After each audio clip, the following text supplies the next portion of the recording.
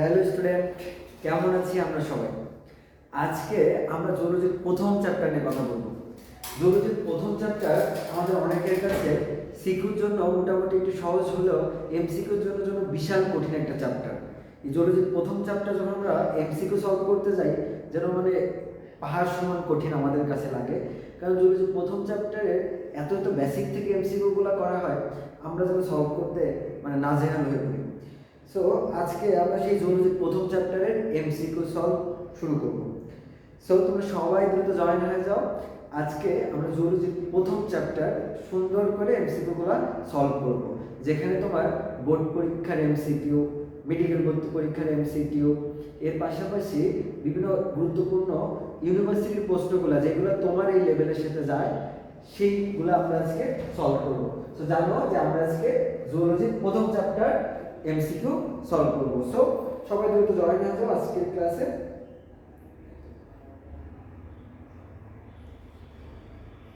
ইতিমধ্যে দেখতে পাচ্ছি তোমরা অনেকেই জয়েন হয়েছো। মুহিমা, ইমা, স্বপ্নিল, বিশাল, অরবিন্দ, তামিম, তোমরা অনেকেই জয়েন হয়েছো।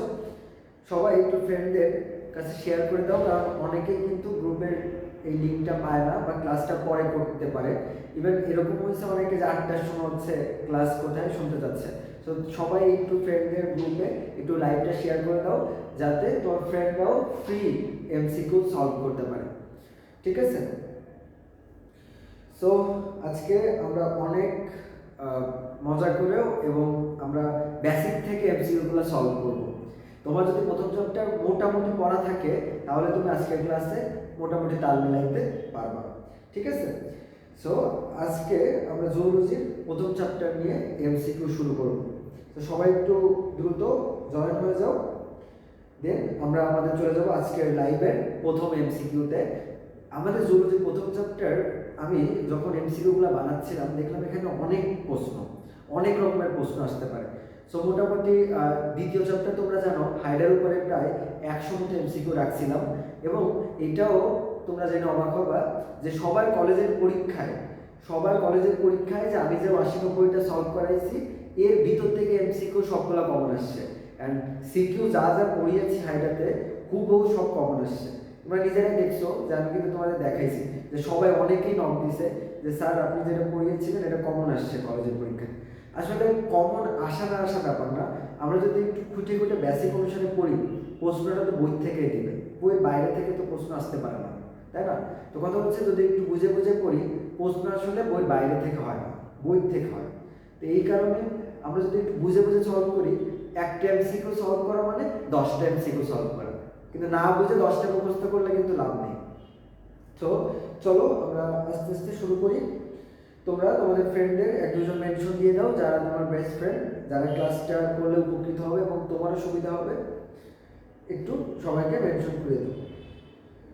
সব কিছু ক্লিয়ার আছে কিনা আমার একটু জানাও। ভিডিও, অডিও সব কিছু ক্লিয়ার আছে কিনা একটু জানাও সবাই। ঠিক আছে? আমরা শুরু করবো আজকে আমাদের এমসিকিউ সিরিজ, এমসিকিউ জুলজির প্রথম চ্যাপ্টারের এমসিকিউ জার্নি। ঠিক আছে? ওকে। প্রবলেম দেখো তো এখন ক্লিয়ার, সব কিছু ক্লিয়ার দেখো তো। ওকে, দেখতেছি তোমরা অনেকেই জয়েন হয়েছো। ঠিক আছে, এখন সব কিছু ক্লিয়ার আশা করি। এখন দেখো তো সব কিছু ক্লিয়ার কিনা।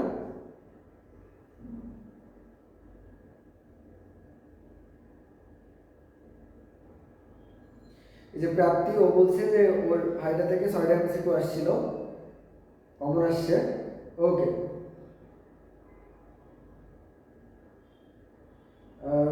অনেকে তো বলছে যে সব কিছু ক্লিয়ার, বাট ক্লিয়ার না হওয়ার তো আমি কোনো প্রশ্ন দেখি না।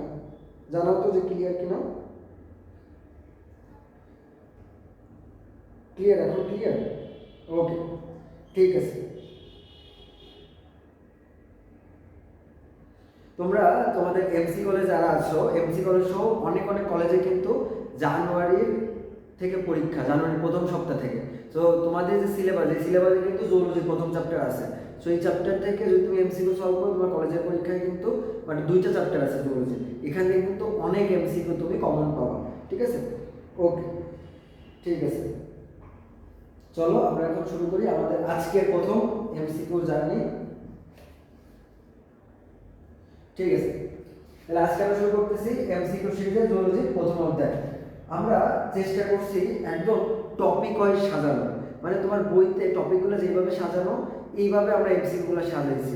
এতে করে হবে কি, তোমরা অনেকে হয়তো পড়া নেই বা অনেকে হয়তো তোমাদের সেইভাবে তোমরা পারো না, সমস্যা নেই, তুমি বইটা সামনে রেখে এমসিকিউগুলো সলভ করো না। তোমার যে সব না দেখে পারতে হবে এমন না, তুমি বইটা সামনেই রাখো, বইটা সামনে রেখে তুমি দেখো যে প্রশ্নগুলো কোত্থেকে আসছে। যারা পারো না, তুমি বইটা জুলজি বইটা সামনে রাখো, যেই টপিকটা আসতেছে তুমি সেই টপিকটাই বের করো, বের করেও তুমি এই উত্তরটা দাও না, তাও তো পড়া হচ্ছে, তাই না? এখন হয়তো তুমি ফেসবুকে স্ক্রলিং করতে, অথবা এখন তুমি মনে করো যে অন্য কাজে সময় নষ্ট করতে, বা যদিও পড়তে দেখা যাচ্ছে যে ওরকম ইফেক্টিভ পড়া হতো না, বাট তুমি এখন বইটা সামনে রাখো, রেখে যেই প্রশ্নগুলো পড়াচ্ছি এগুলো তুমি বোঝার চেষ্টা করো। আমি তো বুঝিয়েই দিব, যে পারবা সে তো পারবে, যে পারবা না সে বই সামনে রাখো, জুলজি প্রথম চ্যাপ্টার টপিকটা বের করে রাখো, কেমন এমসিকিউ আসে সেটা তুমি বুঝো। ঠিক আছে, সো প্রথম প্রশ্ন দেখো, প্রথম প্রশ্ন প্রাণীর বিভিন্নতা ও বৈচিত্র্য থেকে। প্রথম প্রশ্ন, প্রাণীর বৈচিত্র্য কয় প্রকার? প্রাণীর বৈচিত্র্য কয় প্রকার জানো সবাই কমেন্টে, প্রাণীর বৈচিত্র্য কয় প্রকার? তোমরা যদি নাও পারো প্রাণীর বৈচিত্র্য টপিকটা বের করো, দেখো ওখানে আছে, তাহলে তুমি ওই লাইনটা, যারা পড়ো নাই তারাও ওই লাইনটা মার্ক করে ফেলতে পারো যে এখান থেকে এমসিকিউ আসে, এটা জানতে হবে না। তাহলে সবাই বলো প্রাণীর বৈচিত্র্য কয় প্রকার, আর যারা পারো তারা তো পারো, সবাই জানো। নেটের প্রবলেম কেন? নেটে তো প্রবলেম হওয়ার কথা না, সব তো ওকে দেখতেছি আমি।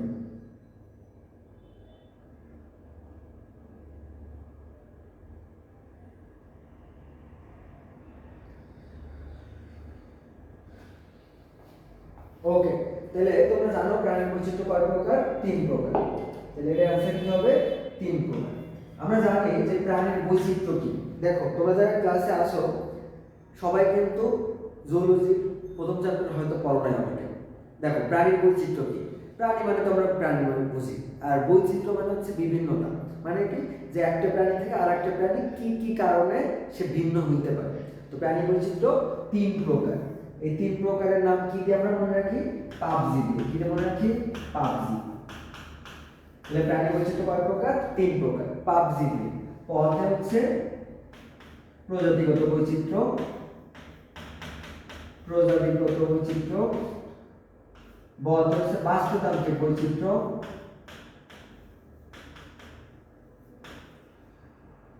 আর বর্গীয় জ থেকে হচ্ছে জিনগত বৈচিত্র্য। তাহলে খুব সহজে আমরা প্রাণীর বৈচিত্র্য 3 প্রকার মনে রাখলাম কি দিয়ে? পাবজি। পাবজি খেলো না তোমরা? তো পাবজি দিয়ে মনে রাখলাম, ঠিক আছে? পথে হচ্ছে প্রজাতিগত, বতে হচ্ছে বাস্তুতান্ত্রিক, আর বর্গীয় জ থেকে হচ্ছে জিনগত। তাহলে খুব সহজে আমরা জেনে গেলাম যে প্রাণী বৈচিত্র্য পাবজি দিয়ে মনে রাখবো। কি দিয়ে মনে রাখবো? পাবজি। ওকে, ঠিক আছে, চলো এবার পরবর্তী টপিকে যাই। বল, একটু আগে এই ব্যাপারটা নিয়ে আলোচনা করতেছিলাম, প্রাণী বৈচিত্র্যের ভিন্নতার কারণ কি? এটা চট্টগ্রাম বোর্ডের প্রশ্ন, 15 সালে আসছে। প্রাণী জগতে ভিন্নতার কারণ কি?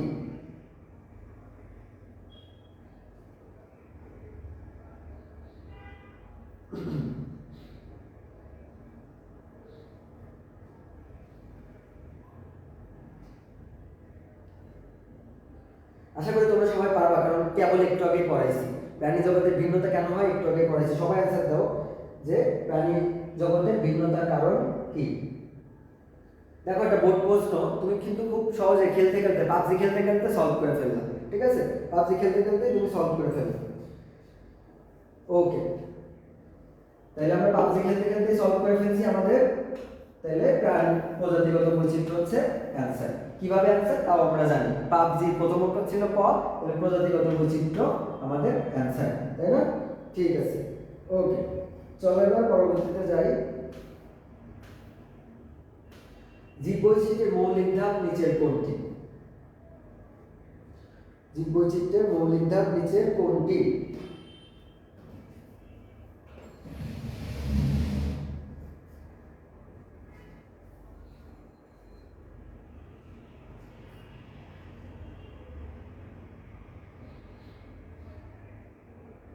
বলো সবাই, বৈচিত্র্যের মৌলিক ধাপ কোনটা?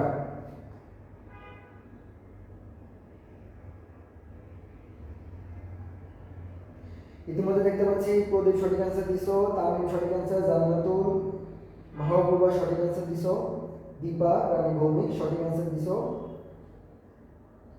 পূজাও সঠিক অ্যান্সার দিছো, মোমো সঠিক অ্যান্সার দিছো, বাপ্পি সঠিক অ্যান্সার, অনেকে উল্টা পাল্টা অ্যান্সার দিতেছো, হাফিজা সঠিক অ্যান্সার, অনেকে তোমরা সঠিক অ্যান্সার দিতেছো। তাহলে জীববৈচিত্র্যের মৌলিক ধাপ মনে রাখতে হবে, মৌলিক ধাপ হচ্ছে প্রজাতিগত বৈচিত্র্য। কেন? তুমি যখন জুলজি প্রথম চ্যাপ্টার পড়বা দেখবা শ্রেণীবিন্যাসের ধাপ হচ্ছে 7টা। শ্রেণীবিন্যাসের ধাপ কয়টা? 7টা। 7টা ধাপ কি কি? জগৎ, পর্ব, শ্রেণী, বর্গ, গোত্র, গণ, প্রজাতি। একদম শেষে কি আছে? সর্বপ্রথম হচ্ছে জগৎ, আর সবচেয়ে শেষে কি আছে? প্রজাতি। সবচেয়ে শেষে কি আছে? প্রজাতি। তাহলে এই প্রজাতি এইটাই হচ্ছে মৌলিক একক। তাহলে প্রজাতি হচ্ছে মৌলিক একক, এটা জানতে হবে যে মৌলিক একক কোনটা? প্রজাতি। কেন এটা মৌলিক একক? তুমি ভাবো আমাদের জীবদের গাঠনিক একক কি? কোষ। কেন কোষ? কারণ এটা একদম মানে একদম এইটা দিয়ে সবকিছু গঠিত, তাই না? তো এরকম দেখো যে আমাদের এই জগতের মধ্যে সব প্রাণী আছে, কিন্তু এরপরে ভাগ হয়েছে, জগতের পরে পর্ব, আবার ভাগ হয়েছে জগৎ, পর্ব, শ্রেণী, বর্গ, গোত্র, গণ, প্রজাতি। একদম শেষে যে কি আছে? প্রজাতি। তার মানে আলটিমেটলি এটাই বোঝাচ্ছে যে প্রজাতি হচ্ছে একদম একক। এই এককগুলো মিলে মিলে একসময় জগৎ তৈরি হয়েছে। তাহলে অ্যান্সার হবে প্রজাতি বৈচিত্র্য। ঠিক আছে, চলে আসছে আমাদের royal Bengal tiger. Royal Bengal tiger আর সিংহের মধ্যে কোন ধরনের ভিন্নতা বিদ্যমান? বলো। রয়্যাল বেঙ্গল টাইগার আর সিংহের মধ্যে কোন ধরনের ভিন্নতা? বলো।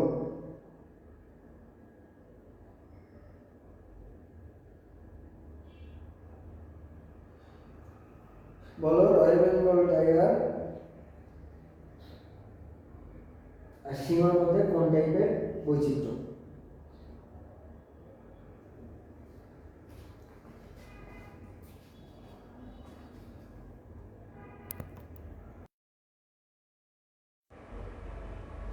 দেখো এবার সব ক্লিয়ার কিনা, ক্লিয়ার কিনা সাউন্ড দেখাও তো,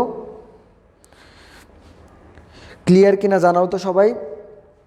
আশা করি ক্লিয়ার থাকবে। এবার বলো তাইলে যে রয়্যাল বেঙ্গল টাইগার আর সিংহের মধ্যে কোন টাইপের আমরা ভিন্নতা দেখতে পাই? দেখি কার মাথায় কত বুদ্ধি। ইতিমধ্যে দেখতে পাচ্ছি সবাই সঠিক অ্যান্সার দিছো, সবাই সঠিক অ্যান্সার।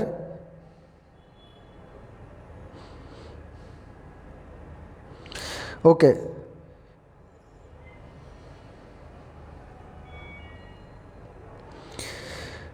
ঠিক আছে, তোমরা তাহলে এখন আসো।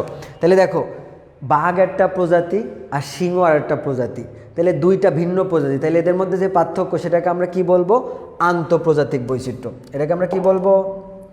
আন্তঃপ্রজাতিক বৈচিত্র্য। কেন কেন অন্ত নয়? আন্ত আর অন্ত এই দুটা শব্দ তোমার বুঝতে হবে। অন্ত আর একটা শব্দ হচ্ছে আন্ত, দুটো কিন্তু একদম পাশাপাশি, দেখতে মনে হচ্ছে সেম, কিন্তু না, দুইটা আলাদা। দেখো ছোটোবেলার কথা মনে পড়ো, ছোটোবেলায় যখন তোমার স্কুলে টুর্নামেন্ট খেলা হতো, তো শুধু তোমার স্কুলের মধ্যে যখন খেলাটা হতো সেটাকে বলা হয় অন্ত টুর্নামেন্ট, শুধু তোমার স্কুলের মধ্যে খেলা। আর তোমার স্কুলের সাথে পাশের স্কুলের, তোমার মনে করো পাশের স্কুলে একজন বন্ধু থাকে, তার স্কুলের সাথে খেলা, দুইটা স্কুলের মধ্যে যখন খেলা তখন সেটা হচ্ছে আন্তঃ স্কুল টুর্নামেন্ট। তখন সেটা হচ্ছে আন্তঃ কলেজ বা আন্তঃ স্কুল টুর্নামেন্ট, যখন দুইটা কলেজ বা দুইটা স্কুলের মধ্যে। তাহলে দুইটা প্রজাতির মধ্যে যখন, তাহলে সেটা তখন কি হবে? আন্তঃপ্রজাতিক হবে। দুইটা প্রজাতির মধ্যে তখন সেটা কি হচ্ছে? আন্তঃপ্রজাতিক। যেহেতু বাঘ একটা প্রজাতি, সিংহ আর একটা প্রজাতি, তো এটা তাহলে কি হবে? আন্তঃপ্রজাতিক। যেরকম গরু একটা, ছাগল একটা, দুইটা ভিন্ন প্রজাতি, তাহলে এটাকে আমরা বলবো আন্তঃপ্রজাতিক। বুঝতে পারছো? বাট মনে করো কি যে এটার প্রশ্ন এখানে নেই। মনে করো আমি বলি, মনে করো আমরা মানুষ, কিন্তু আমাদের মানুষের মধ্যে কিছু মানুষ মনে করো যে গায়ের রং তাদের একটু সাদা, আর কিছু মানুষের গায়ের রং মনে করো কালো।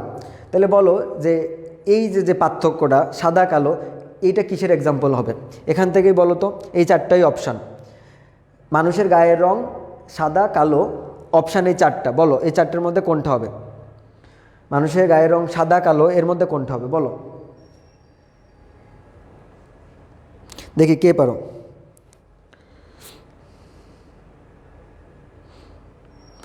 সবচেয়ে আগে অ্যান্সার দিছে আবিদ, তামিমও সঠিক অ্যান্সার, জয়ন্তী দেবনাথ সঠিক অ্যান্সার, প্রদীপ সঠিক অ্যান্সার, এই তো সবাই ধরতে পারছো। দীপা সঠিক অ্যান্সার, তাসনিম সঠিক অ্যান্সার। বাকিরা কই? দ্রুত অ্যান্সার দাও।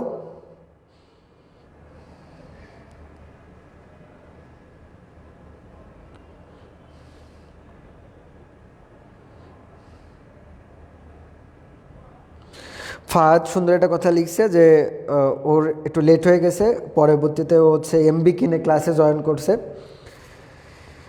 ভাল লাগলো। সবাই দেখি সঠিক অ্যান্সার দিতে পারছো, তার মানে তোমরা বুঝতে পারছো যে একই প্রজাতির মধ্যে যে পার্থক্য সেটাকে বলা হয় অন্তঃপ্রজাতিক। যেরকম মানুষ কিন্তু একটা প্রজাতি, কিন্তু একজন সাদা একজন কালো, তাহলে একই প্রজাতির মধ্যে যে পার্থক্য সেটাকে বলা হয় অন্ত। আর মানুষের সাথে মনে করো তুমি গরিলা, শিম্পাঞ্জির একটা পার্থক্য পাইছো, তাহলে মানুষের সাথে শিম্পাঞ্জি একটা প্রজাতি, মানুষ একটা প্রজাতি, তাহলে দুইটা হচ্ছে দুই প্রজাতি, তখন সেটা হবে আন্তঃপ্রজাতিক। আশা করি প্রোডাক্ট ক্লিয়ার। বলো এবার, একটু আগে যা পড়াইছি সেটাই আবার এমসিকিউ, বলো একটু আগে যেটা ধরলাম সেটাই বলো এবার। পাশের অ্যান্সার কী হবে দেখি কে আগে পারে। আমি তোমাদের এমসিকিউগুলো এমনভাবে সাজাই, তোমার যদি আগে জীবনে পড়া নাও থাকে, ক্লাসটা করতে করতে তুমি পরে আবার রিপিট পেয়ে যাচ্ছ। বলো পাশের অ্যান্সার কী হবে?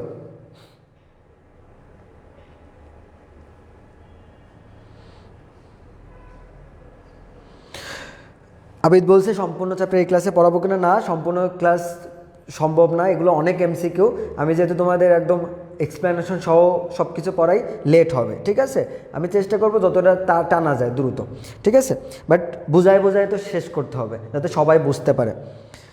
ওকে, তাহলে বুঝতে পারছো যে শ্বেতাঙ্গ মানুষ এবং কৃষ্ণাঙ্গ মানুষের পার্থক্য মেনলি কিসের কারণে হচ্ছে? অন্তঃপ্রজাতিক। এটা একটু আগে সলভ করাইছি, ঠিক আছে? চলো আগাই। বোর্ড প্রশ্ন এসে হাজির। প্রাণীবিদ্যা জনককে, বলো প্রাণীবিদ্যার জনককে।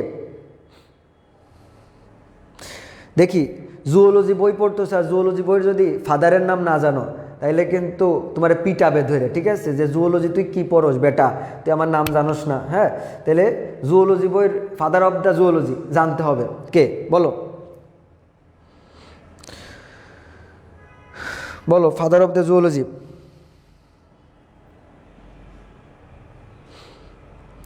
সঠিক অ্যান্সার দিছো রনি, আবিদ সঠিক অ্যান্সার। স্বপ্নিল বলছে যে অ্যাডমিশনের এমসিকিউ রাখেন বেশি। আমি অ্যাডমিশনের প্রশ্নও রাখি, আবার বোর্ড পরীক্ষার প্রশ্ন রাখি, যেহেতু এখানে মোটামুটি আমাদের বোর্ড পরীক্ষার ক্যান্ডিডেট বেশি আমরা, সো আমাদের বোর্ড পরীক্ষার সাথে রিলেটেড যে এমসিকিউগুলো যেগুলো আমাদের এই বয়সের সাথে লেভেলে যায় সেগুলো মোটামুটি টপিক ওই সবগুলো রাখা আছে। এই সলভ করলে তোমার অ্যাডমিশনও কভার হয়ে যাবে।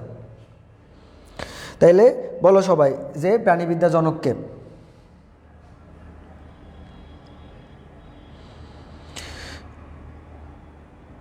খাদিজা, বুশরা, মেঘনা, নাদিয়া, দীপক, ইমা, জান্নাতুল, জয়শ্রী সবাই সঠিক অ্যান্সার দিছো তোমরা। রাইহান সঠিক অ্যান্সার দিছো। এসকে শাহরিয়ার ও মজা করে লিখছে অ্যারিস্টটল, হ্যাঁ টুটুল অ্যারিস্টটল, তো বলছে অ্যারিস্টটল, ঠিক আছে? তো যাই হোক, তাহলে এটা একটু সুন্দর করে শিখে রাখো যে প্রাণীবিদ্যার জনক হচ্ছে অ্যারিস্টটল। হ্যাঁ, অ্যারিস্টটল হচ্ছে আমাদের প্রাণীবিদ্যার জনক, জুওলজির জনক। তাহলে জুওলজির জনককে অ্যারিস্টটল। অনেকে তোমরা দেখছি থিওফ্রাস্টাসের নাম লিখছো, থিওফ্রাস্টাস প্রাণীবিদ্যার জনক না, ও বোটানির জনক। কিসের জনক? বোটানি। তাহলে ফাদার অফ দ্য বোটানিকে, এ হচ্ছে father of the botany Theophrastus. তাহলে উদ্ভিদ বিজ্ঞানের জনক হচ্ছে থিওফ্রাস্টাস, উদ্ভিদ বিজ্ঞানের জনক। তাহলে উদ্ভিদ বিজ্ঞান, এই উদ্ভিদ বিজ্ঞানের জনককে থিওফ্রাস্টাস, ঠিক আছে? Father of botany. আর ফাদার অফ জুওলজিকে অ্যারিস্টটল, ঠিক আছে? ওকে, তাহলে এটা সুন্দর করে একটু জেনে ফেললাম, একবারে সলভ করে ফেললাম। একটা প্রশ্ন, আমি শুধু একটা প্রশ্ন সলভ করি না, একটা প্রশ্ন মানে হইতেছে আরও কয়েকটা জিনিস একবারে শিখে রাখা। এইবার আমরা চলে আসছি আমাদের ভ্রূণস্থ সিলোম এই টপিকগুলো দিয়ে। বলো কোন ক্ষেত্রে ক্যারোলাস লিনিয়াসের অবদান সবচেয়ে বেশি?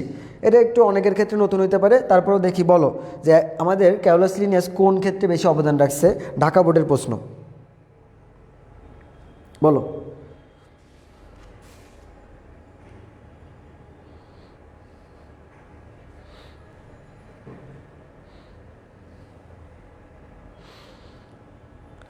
সাতের অ্যান্সার অনেকেই দেখি সঠিক অ্যান্সার দিছ।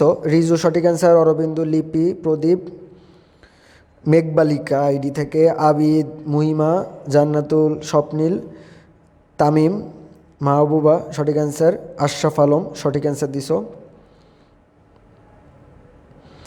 বাপ্পি দেব সঠিক অ্যান্সার, জান্নাতুল সঠিক অ্যান্সার দিছ, শাহিদা বেগম সঠিক অ্যান্সার, আশফাক, প্রাপ্তি সবাই সঠিক অ্যান্সার দিছ তোমরা।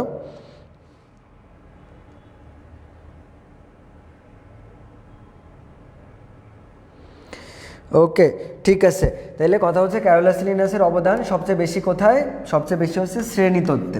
এটা একটু জেনে রাখতে হবে যে ক্যারোলাস লিনিয়াস সবচেয়ে বেশি অবদান রাখছে হচ্ছে শ্রেণীতত্ত্বে। ঠিক আছে, এটা অনেকটা বলা যায় ইনফরমেটিভ ব্যাপার, একটু মনে রাখতে হবে আর কি। চলে আসো পরবর্তী প্রশ্নে। শ্রেণীবিন্যাসের জনককে বলো। এটা তো সবাই পারো, বলে ফেলো। শ্রেণীবিন্যাসের জনক বলে ফেলো। শ্রেণীবিন্যাসের জনককে?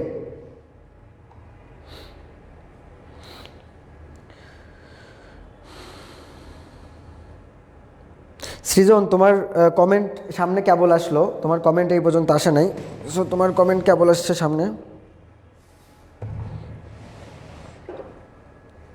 বলো, সবাই বলো যে শ্রেণীবিন্যাসের জনককে। একটু আগেই তো এটা বললাম, তাহলে বলে ফেলো যে শ্রেণীবিন্যাসের জনক কে। শ্রেণীবিন্যাস নিয়ে কথা উঠবে আর লিনিয়াসের নাম থাকবে না, তা কি হয়? তাহলে অ্যান্সার হচ্ছে লিনিয়াস। ক্যারোলাস লিনিয়াস সাহেব উনি হচ্ছে আমাদের শ্রেণীবিন্যাসের জনক, এটা আমরা সবাই জানি। ঠিক আছে, ওকে, চলো এবার পরবর্তী প্রশ্নে যাই। এখন আমরা ঢুকে গেছি কোষীয় সংগঠন মাত্রার ভিতরে। সিলেট বোর্ডের প্রশ্ন, তোমাদেরও পারতে হবে। তাইলে বলো কোষীয় সংগঠন মাত্রার প্রাণী কোনটা? কোষীয় সংগঠন মাত্রার প্রাণী কোনটা বলো। এগুলো কিন্তু আমি ক্লাসে সবাইরে পড়াইছি কিন্তু, ঠিক আছে, যে কোষীয় সংগঠন মাত্রা কীভাবে সহজে মনে রাখবা। তো বলো।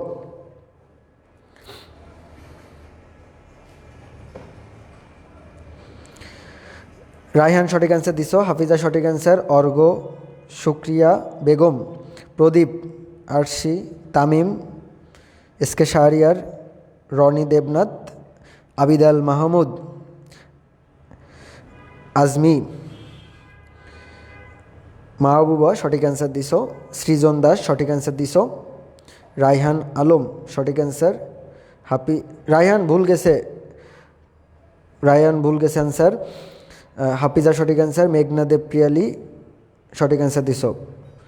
ওকে, প্রতীক সঠিক অ্যান্সার দিছ, রনি দেবনাথ সঠিক অ্যান্সার, আশফাক, বাপ্পি দেব সঠিক অ্যান্সার, মেঘনা দেব প্রিয়ালি সঠিক অ্যান্সার। তাহলে দেখো আমরা সংগঠন মাত্রা ব্যাপারটা কি, গঠন মাত্রা মানে কি? আমরা ছোটোবেলা একটা জিনিস সুন্দর করে শিখছিলাম, কোষগুলো মিলে কি তৈরি হয়? টিস্যু। টিস্যুগুলো মিলে কি তৈরি হয়? অঙ্গ। অঙ্গগুলো মিলে কি তৈরি হয়? তন্ত্র। এখন কথা হচ্ছে উন্নত প্রাণীগুলা এরকম তন্ত্র দ্বারা গঠিত। তন্ত্র মানে কি? যেরকম শ্বসন তন্ত্র, রক্ত সংবহন তন্ত্র, কঙ্কাল তন্ত্র, রেচন তন্ত্র, মানে অনেকগুলা অঙ্গ মিলে যখন একই টাইপের কাজ করে সেটাকে আমরা বলি তন্ত্র। এখন কথা হচ্ছে এই তন্ত্রের প্রাণী হচ্ছে যারা উন্নত, কিন্তু যারা অনুন্নত এরকমও প্রাণী আছে যাদের বডি শুধুমাত্র কোষ দ্বারা গঠিত। যাদের বডি শুধুমাত্র কোষ দ্বারা গঠিত, এদের বডিতে কোষগুলা মিলে টিস্যু আর হয় না। কিছু কিছু প্রাণী আছে যাদের বডি শুধু টিস্যু দ্বারা গঠিত, ওদের বডিতে অঙ্গ গঠন হয় না। কিছু কিছু প্রাণী আছে যারা অঙ্গ দ্বারা গঠিত, কিন্তু ওদের বডিতে অঙ্গগুলো মিলে তন্ত্র হয় না। মনে রাখার সহজ টেকনিক হচ্ছে কোষীয় সংগঠন মাত্রার এক্সাম্পল পর্ব 1। কত? পর্ব 1। টিস্যু সংগঠন মাত্রার এক্সাম্পল পর্ব 2। অঙ্গতন্ত্র এটা হচ্ছে পর্ব 3, আর পর্ব 4 থেকে 9 সবাই হচ্ছে তন্ত্রমাত্রা। তাহলে কি বললাম, কোষীয় সংকটের মাত্র এক্সাম্পল কি, পর্ব এক। পর্ব একের নাম কি, পরিফেরা। যেহেতু এখানে কোষীয় চাইছে তাহলে এক্সাম্পল কি হবে, অ্যান্সার পরিফেরা। তাহলে কেন পরিফেরা বুঝতে পারছো? আমি কি বলছি, কোষীয় সংকটের মাত্র এক্সাম্পল পর্ব এক, টিস্যু সংকটের মাত্রা পর্ব দুই, পর্ব দুইয়ের নাম নিডারিয়া। তাহলে যদি বলে টিস্যু সংকটের মাত্রার পর্ব কোনটা, নিডারিয়া। অঙ্গতন্ত্র মাত্রার 3 নাম্বার পর্ব প্লাটিয়াল মেন্থিস, আর তন্ত্রমাত্রার হচ্ছে পর্ব 4 থেকে 9। তাহলে একটা ছোট্ট একটা ব্যাপারের মাধ্যমে কিন্তু আমরা একটা বোর্ড প্রশ্ন কত সহজেই সলভ করে ফেললাম। আশা করি যাদের বইতে সুন্দর করে আছে, তোমরা ক্লাসগুলো করছো, আশা করি বুঝতে পারছো। চলো এবার পরবর্তী প্রশ্নে যাই।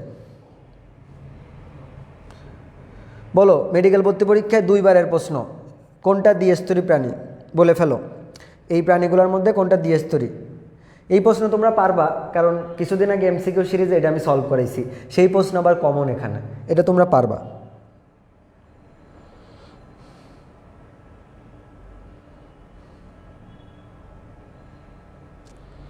তামিম ও খুব সুন্দর করে লিখে দিয়েছে কোষ, টিস্যু, অঙ্গতন্ত্র, ও খুব সুন্দর করে লিখে দিয়েছে এটা।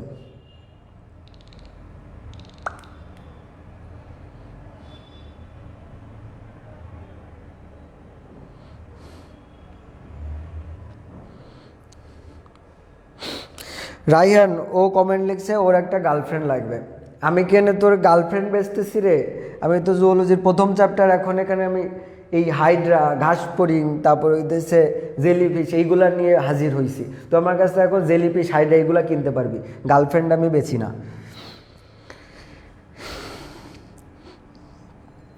আচ্ছা,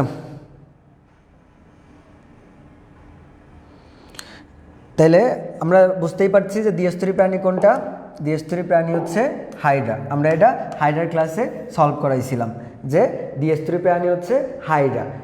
দ্বিস্তরী প্রাণী চেনার আরেকটা সহজ উপায় হচ্ছে, দ্বিস্তরীর এক্সাম্পল হচ্ছে পর্ব 2, সহজে লিখে রাখো।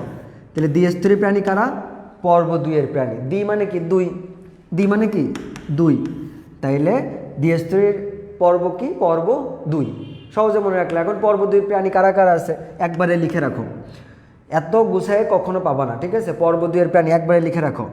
পর্ব 2 এর মধ্যে আছে হাইড্রা। পর্ব 2 কোন পর্ব, নিডারিয়া। কোন পর্ব, নিডারিয়া। নিডারিয়ার মধ্যে কোন কোন প্রাণীর নাম তোমার মনে রাখতেই হবে, হাইড্রা। তারপরে মনে রাখতে হবে জেলিফিশের নাম, কার নাম, জেলিফিশ। আরেকটার নাম মনে রাখতে হবে, সেটা হচ্ছে সি অ্যানিমন, আর একটা সি অ্যানিমন, ঠিক আছে। তাহলে তোমার এই 3টা প্রাণী হচ্ছে নিডারিয়া পর্বের একদম মার্কা মারা প্রাণী, এই 3টার নাম মনে রাখতেই হবে। এরা হচ্ছে নিডারিয়া পর্বের প্রাণী, অ্যান্ড এরা সবাই দ্বিস্তরী। তাহলে কি, জেলিফিশ দ্বিস্তরী, সি অ্যানিমন দ্বিস্তরী। সি অ্যানিমনের একটা ভালো নাম আছে, একে বলা হয় মেট্রিডিয়াম। কি বলা হয়, মেট্রিডিয়াম, ঠিক আছে। ওকে, তাইলে আমরা শিখে ফেললাম দ্বিস্তরীর ডিটেলসে। সবাই একটু লিখে ফেলো, ঠিক আছে, খাতা কলমে লিখো, সবাই খাতা কলমে লিখো।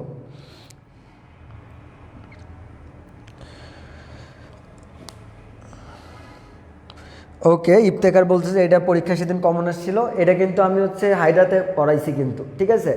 তাহলে তো কমন পারছিস তোরা। বিশাল, এই তো কমেন্ট আসছে এবার, ঠিক আছে। চলো এবার পরবর্তী প্রশ্নে যাই। আবার দেখো একই প্রশ্ন, বাট বোর্ড পরীক্ষায় আসছে, তুমিও অ্যান্সার করে ফেলো। রিপিট আসলে তো তখন ভালোই লাগে, অ্যান্সার করে ফেলো। আমি চাই যে যারা আগে পড়ো নাই, কিছু পারো না, তারাও যেন ক্লাস থেকে একটা সলভ করে আরেকটা পারো, একটা সলভ করে আরেকটা পারো। বলো,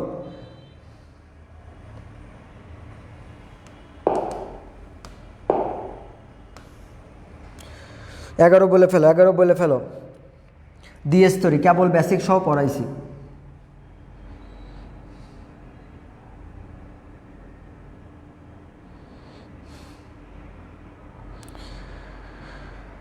বুঝতেই পারতেছো যে দ্বিস্তরী প্রাণী কোনটার নাম তারা জানতে চাইছে। দ্বিস্তরী প্রাণী একটু আগে বলে ফেলছি, হাইড্রা, ঠিক আছে।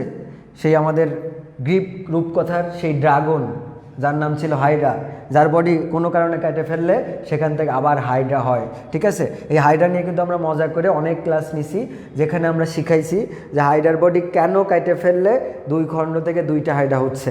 ঠিক আছে, অ্যান্ড ইন্টারস্টিশিয়াল কোষ এই ব্যাপার আমরা কিন্তু ক্লাসেই ছুরি দিয়ে কেটে কেটে আমরা ভিডিও দেখছিলাম। ঠিক আছে, যাই হোক, চলো এবার পরবর্তী প্রশ্নে যাই। বলো, ত্রিস্তরী প্রাণীতে কোন ভ্রূণ স্তরটি থাকে না? ভ্রূণের স্তরের গঠনটা আমি তোমাদের সুন্দর করে আগের হাইড্রার ক্লাসে সলভ করাইছি, সেখান থেকে আশা করি তোমরা পারবা। বলো,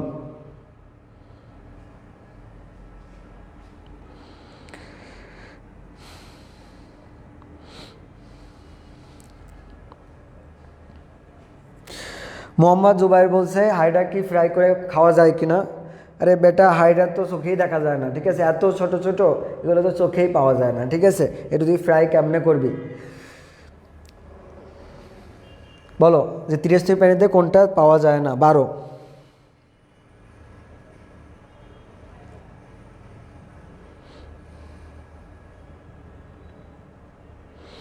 খুব সুন্দর করে সবাই পারছো। তোমাদের ফিডব্যাক অনেক ভালো, তোমরা বুঝতেই পারতেছো যে আমরা জানি দ্বিস্তরী প্রাণীর একটোডার্ম এন্ডোডার্মের মাঝখানে থাকে দ্বিস্তরী, থাকে মেসোগ্লিয়া, ত্রিস্তরী থাকে মেসোডার্ম। তাহলে মেসোগ্লিয়া ত্রিস্তরীতে পাবো না, এটা কোথায় পাবো? দ্বিস্তরীতে। তাহলে এরা বলছে ত্রিস্তরীতে কোনটা থাকে না, তাহলে অ্যান্সার কী হবে? মেসোগ্লিয়া। কারণ এটা কোথায় থাকে? দ্বিস্তরীতে থাকে। কোথায় থাকে? দ্বিস্তরীতে থাকে। আর ত্রিস্তরীতে আমরা কি পাবো? মেসোডার্ম। মেইন পার্থক্য তাহলে এখানেই। তাহলে সুন্দর করে মনে রাখবা, দ্বিস্তরীতে পাই মেসোগ্লিয়া আর ত্রিস্তরীতে পাই মেসোডার্ম। সুন্দর করে লিখে রাখো, ত্রিস্তরীতে পাই মেসোডার্ম। এই হচ্ছে দ্বিস্তরী ত্রিস্তরীর মেইন পার্থক্য। দ্বিস্তরীতে পাই মেসোগ্লিয়া, ত্রিস্তরীতে পাই মেসোডার্ম। ওকে, এবং আমি এই বেসিকটাও তোমার শিখাইছিলাম যে কেন দ্বিস্তরীর বেলায় মেসোগ্লিয়া, গ্লিয়া মানে শিখাইছিলাম গ্লু, গ্লিয়া মানে কি শিখাইছিলাম? গ্লু। আর গ্লু মানে কি? আঠা। তাহলে মেসোগ্লিয়া হচ্ছে এক টাইপের আঠালো রস, যেটা হচ্ছে অকোষীয়। ঠিক আছে, তাহলে মেসোগ্লিয়া হচ্ছে একটা অকোষীয় লেয়ার। ওকে, চলো এবার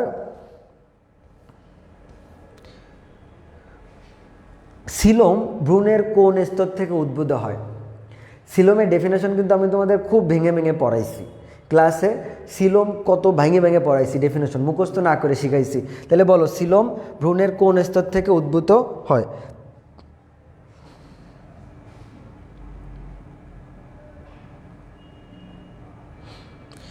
সিলোম ভ্রূণের কোন স্তর থেকে উদ্ভূত হয়?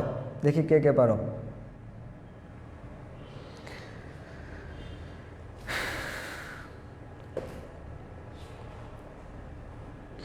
তামিম সঠিক অ্যান্সার দিছো, প্রদীপ সঠিক অ্যান্সার দিছো, নাদিয়া সঠিক অ্যান্সার দিছো, মোহাম্মদ জুবাইর সঠিক অ্যান্সার দিছো, অনেকে উল্টা।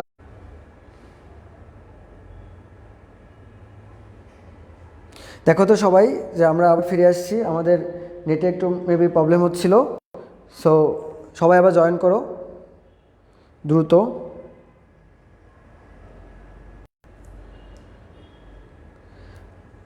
সব ক্লিয়ার কিনা জানাও। ওকে, আমরা আবার ফিরে আসছি আমাদের সিলোমের ব্যাপারে। ওকে, ঠিক আছে, আমরা পড়তেছিলাম সিলোম ভ্রূণের কোন স্তর থেকে আসে। তো চলো আমরা একটু আকারের ব্যাপারটা দেখি। কথা হচ্ছে যে সিলোম আমরা কয় স্তরী প্রাণীতে পাবো? দেখো সিলোমের মধ্যে অক্ষর কয়টা? 1 2 3। তাহলে মনে রাখবো সিলোম ত্রিস্তরী প্রাণীতে থাকে। কয় স্তরী প্রাণী থাকে?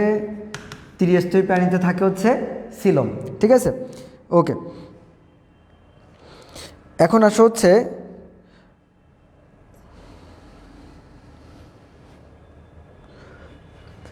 আচ্ছা, তাহলে কি বলছিলাম? সিলোম ত্রিস্তরী প্রাণীতে পাওয়া যায়। এখন দেখো যে মেসোডার্ম স্তর থেকে আমরা ত্রিস্তরী প্রাণীর গঠনটা একটু যদি দেখি, ত্রিস্তরী প্রাণীর ভ্রূণের বাইরের দিকে কি থাকে? একটোডার্ম। ভিতর দিকে কি থাকে? এন্ডোডার্ম। আর মাঝখানে কি থাকে? মেসোডার্ম। তো কথা হচ্ছে এই মেসোডার্মের ভিতরে এরকম জায়গায় আমরা সিলোম পাই। তাহলে দেখো মেসোডার্ম লেয়ারের ভিতরেই তো আমরা সিলোমটা পাচ্ছি। তো এই হচ্ছে ব্যাপার যে সিলোমটা আমাদের মেসোডার্ম থেকে উদ্ভূত।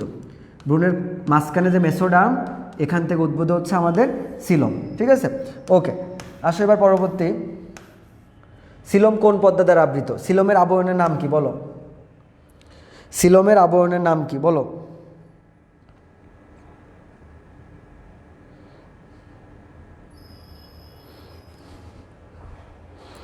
বলো, সিলোমের আবরণের নাম কি?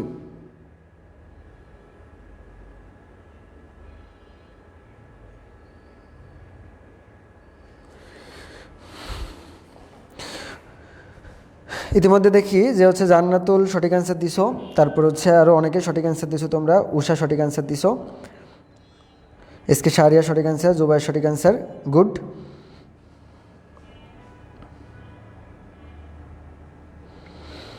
ওকে, তাহলে আমরা জানি যে সিলোম মেসোডার্মাল কোষ দ্বারা গঠিত, কিন্তু সিলোমের যে নিজস্ব আবরণ, সেই আবরণের নাম হচ্ছে পেরিটোনিয়াম। সিলোমের আবরণের নাম কি? পেরিটোনিয়াম। তাহলে আমরা সুন্দর করে জানি যে সিলোমের আবরণের নাম হচ্ছে পেরিটোনিয়াম। তাহলে আমরা একটু পাশাপাশি অন্যান্য আবরণগুলোও শিখে ফেলি। বলো, পেরিকার্ডিয়াম এটা কিসের আবরণ? সবাই বলো, পেরিকার্ডিয়াম কিসের আবরণ? দেখি কেমন পারো। পেরিকার্ডিয়াম কিসের আবরণ বলো? অর্ঘ, এই তো দেখতে পাচ্ছি তোমার কমেন্ট। ওকে, অনেকে তোমরা পারছো। পেরিকার্ডিয়াম হচ্ছে হৃৎপিণ্ডের আবরণ। তাহলে আমরা একবার একটু শিখে ফেলি, পেরিকার্ডিয়াম এটা হচ্ছে হৃৎপিণ্ডের আবরণ। এখন আসো, পেরিকন্ড্রিয়াম এটা কিসের আবরণ? আর পেরিভিসেরাম এটা কিসের আবরণ? এটা দরকার নেই তোমার এত।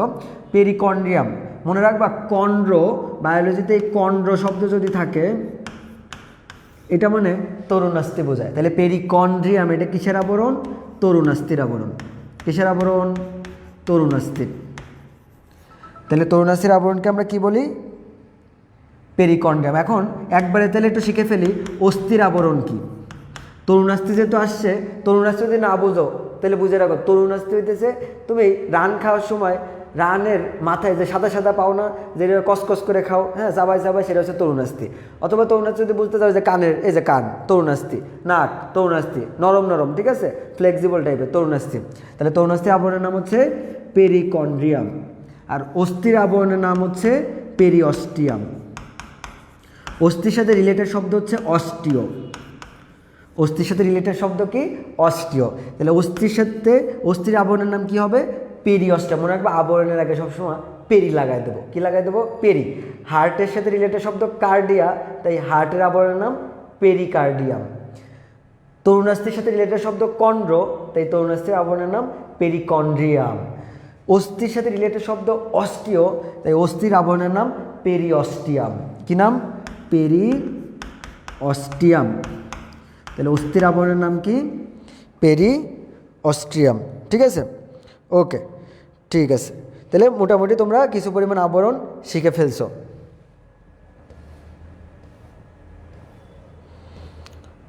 বলো, নিচের কোন প্রাণীটি অ্যাসিলোমেট? নিচের কোন প্রাণীটি অ্যাসিলোমেট?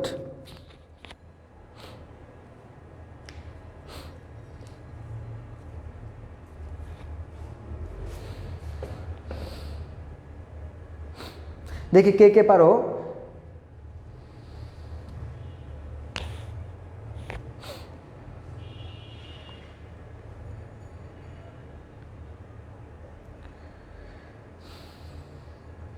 দেখি কে কে পারো। অ্যাসিলোমেট কোনটা? এইটা পারতে গেলে তোমার ভালো পরিমাণে একটা বেসিক থাকা লাগবে। এত সহজে তুমি এই এমসিকিউটা পারবা না। আমার কাছে মনে হয় এটা বেশিরভাগই তোমরা ভুল করবা যারা বেশি ভালো করে না পড়ছো। ঠিক আছে, এইটা কে পারবে দেখি। এসকে শাহরিয়ার ও পারছে, তামিম পারছে, অর্ঘ পারছে, আবদুল্লাহ, মেঘনা, সবাই পারতেছে, মাহবুবা। তোমাদের কোরিলেশন ভালো। তোমাদের এই অ্যান্সার এটা মেডিকেলের প্রশ্ন, আমার কাছে মেডিকেল স্ট্যান্ডার্ড মনে হয়েছে। ঠিক আছে, এটা ঢাকা বোর্ডের প্রশ্ন হলো, এই প্রশ্নটা মেডিকেল আসার মতো। এইটা কিন্তু ডিরেক্ট বই খুঁজে পাওয়া যাইতো না। ঠিক আছে, তাহলে কথা হইতেছে যে এই প্রশ্নটা যারা অ্যান্সার পারতেছ তারা কিন্তু আসলে বেসিক ধরতে পারছো। তাহলে দেখো, তোমাদের একটু শিখাই দিই কীভাবে এটা বাইর করলাম।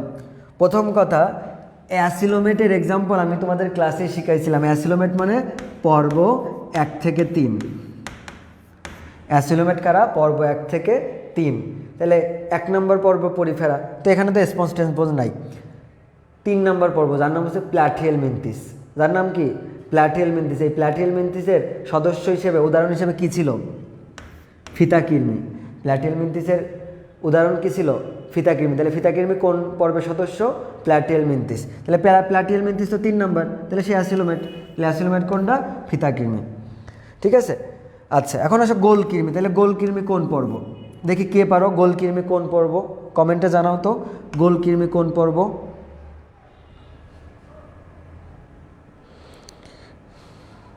এই তো প্রদীপ, কমেন্ট তো দেখতেছি।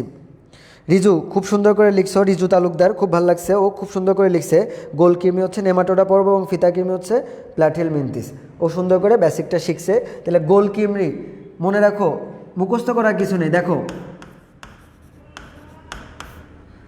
এই যে, তাহলে গোলকৃমি কোনটা? এই যে গোল, এই যে গোল। তাহলে গোলকৃমি হচ্ছে নেমাটোডা। গোলকৃমি কোনটা? মামিককে রুটি গোল গোল, তাহলে গোলকৃমি। ঠিক আছে, ওকে। তাহলে গোলকৃমি নামের মধ্যেই আছে নেমাটোডা ও গোলকৃমি। তাহলে নেমাটোডা কিসের পর্ব? গোলকৃমির পর্ব। মুখস্থ করার কিছু নেই। ঠিক আছে, ওকে, ঠিক আছে।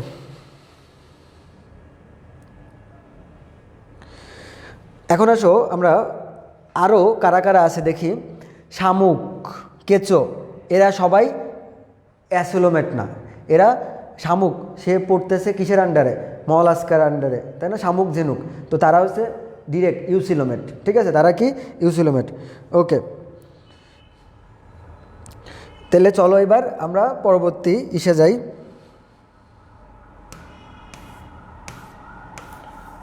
বলছে কোন পর্বটি সিলোমবিহীন, মানে কি?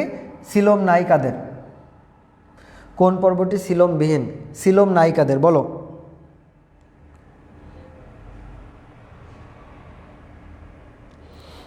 দেখি কে কে পারো 16 নম্বরের অ্যান্সার।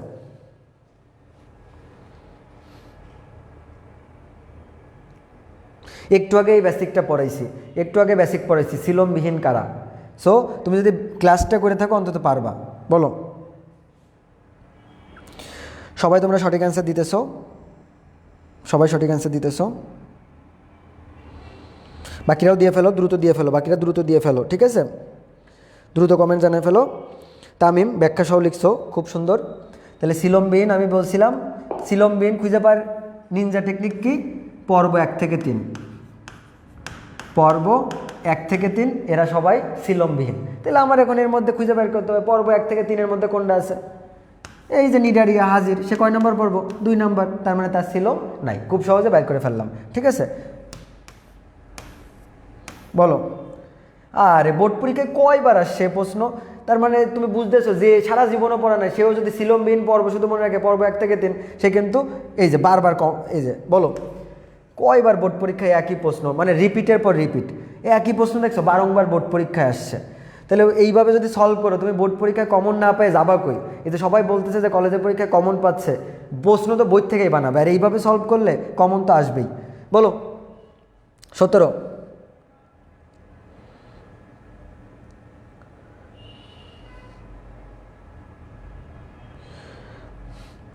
প্রতীক সঠিক অ্যান্সার, উষা সঠিক অ্যান্সার।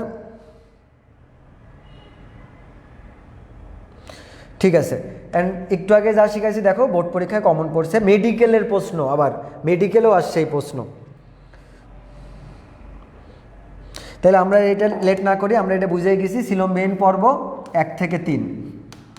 এই যে আমাদের প্ল্যাটিয়েল মেন্থিস, সে কয় নম্বর পর্ব? 3 নম্বর পর্ব। কয় নম্বর পর্ব? 3। তার মানে অ্যান্সার হবে প্ল্যাটিয়েল মেন্থিস। তোমার কাজ হচ্ছে শুধু পর্ব 1 থেকে 9 সিকোয়েন্স অনুসারে মনে রাখা, আর বাকি সব দায়িত্ব আমার। তুমি শুধু মনে রাখবা পর্ব 1 মানে পরিফেরা, পর্ব 2 মানে নিডারিয়া, পর্ব 3 মানে প্ল্যাটিয়েল মেন্থিস, পর্ব 4 মানে নেমাটোডা, এইভাবে মনে রাখবা, আর বাকি সব দায়িত্ব আমার। ঠিক আছে, চলো এবার বলো। আর এই প্রশ্ন কয়বার আসবে? তো রিপিটের পর রিপিট, মানে অ্যাসিলোমেট সিলোমবিহীন ঘুরায় পেঁচে একই প্রশ্ন। দেখি এইটা কে পারে, এইটা কে পারে দেখি, এইটা কে পারে? অ্যাসিলোমেট কোনটা?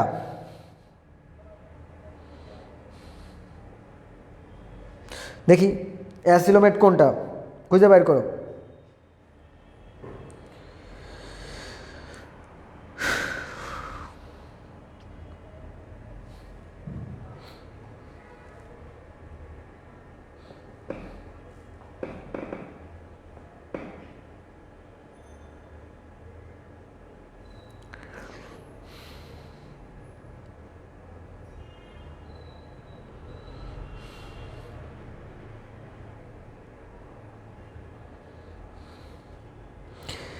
দেখি কে কে সঠিক অ্যান্সার পারছো এটার।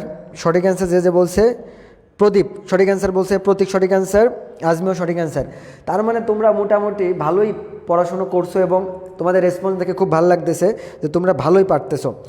তাইলে অ্যাসিলোমেট মানে হচ্ছে পর্ব 1 থেকে 3 এর মধ্যে যাইতে হবে। অ্যাসিলোমেট মানে কি? পর্ব 1 থেকে 3 এর মধ্যে যাইতে হবে। প্লাটিহেলমিনথিস এর মধ্যে একটা ছিল ফিতাকির্মি। কি ছিল? ফিতাকির্মি। ফিতাকির্মির বৈজ্ঞানিক নাম আমি কি শিখাইছিলাম? ফিতা ধরে টানাটানি। ফিতা ধরে টানাটানি। তাহলে এই টানাটানি, ফিতা ধরে, ফিতাকির্মি 3 নম্বর পর্ব ফিতাকির্মি, ফিতা ধরে টানাটানি। হ্যাঁ, তাহলে ফিতাকির্মি, ফিতা টান দাও, হ্যাঁ, ফিতা ধরে টানাটানি, টানা থেকে হচ্ছে টিনিয়াসোলিয়াম। টিনিয়াসোলিয়াম, ঠিক আছে। তাইলে এইটাই হচ্ছে অ্যান্সার, টিনিয়াসোলিয়াম। এখন বলো এই যে অ্যাসকারিস, এটা কিসের বৈজ্ঞানিক নাম? দেখি কে পারো। অ্যাসকারিস এটা কিসের বৈজ্ঞানিক নাম? দেখি কে পারো। আর মেটাফায়ার পোস্তুমা এটা কিসের বৈজ্ঞানিক নাম? আমি এটা ক্লাসে পড়াইছি তাই ধরতেছি, এটা দরকার নেই, এটা হাবি যাবি। বলো অ্যাসকারিস এটা কিসের বৈজ্ঞানিক নাম আর মেটাফায়ার পোস্তুমা কিসের বৈজ্ঞানিক নাম? বলো অ্যাসকারিস কিসের বৈজ্ঞানিক নাম?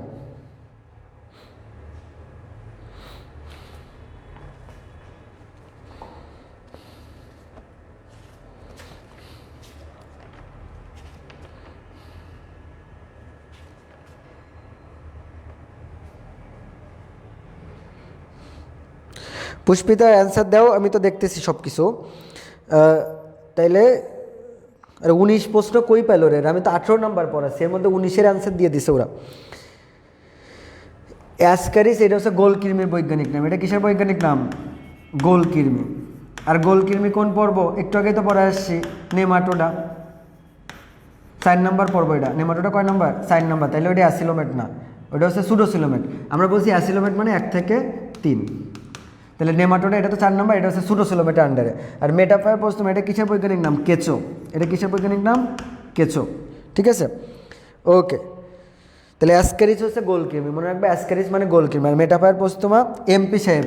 কেঁচো মনে রাখবা এমপি, কেঁচো হচ্ছে এমপি, ঠিক আছে। এমপি মনে রাখবা কেঁচো, এম এ হচ্ছে মেটাফায়ার, পিতে হচ্ছে পোস্তুমা, ঠিক আছে। এমপি দিয়ে মনে রাখবা, কেঁচো হচ্ছে এমপি কেঁচো, ঠিক আছে। কেঁচো কি হয়েছে? এমপি হয়েছে। ওকে, বলো নিচের কোন পর্বটি ইউসিলোমেট? দেখি কে পারো।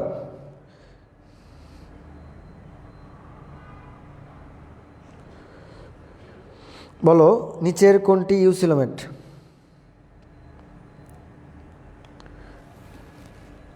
একটু ভাইভাবে অ্যান্সার দাও, ঠিক আছে। এখানে সব টাইপের প্রশ্নই আছে, বোর্ড পরীক্ষা, মেডিকেল অ্যাডমিশন বা তোমার বুদ্ধি যাচাই করার জন্য তুমি কীরকম পড়ছো, একটু হায়ার লেভেলের প্রশ্নও আছে কিছু কিছু।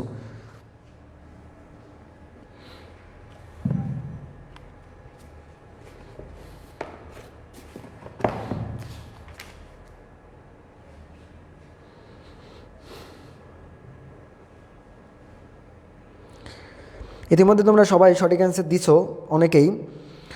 আবিদ আল মাহমুদ, তীর্থ সঠিক অ্যান্সার দিছো, উষা সঠিক অ্যান্সার, বর্ষা, আরশি, আজমি, দীপা সঠিক অ্যান্সার, মেঘনা সঠিক অ্যান্সার। বাকিরা দ্রুত অ্যান্সার দাও। সামি, উষা সঠিক অ্যান্সার।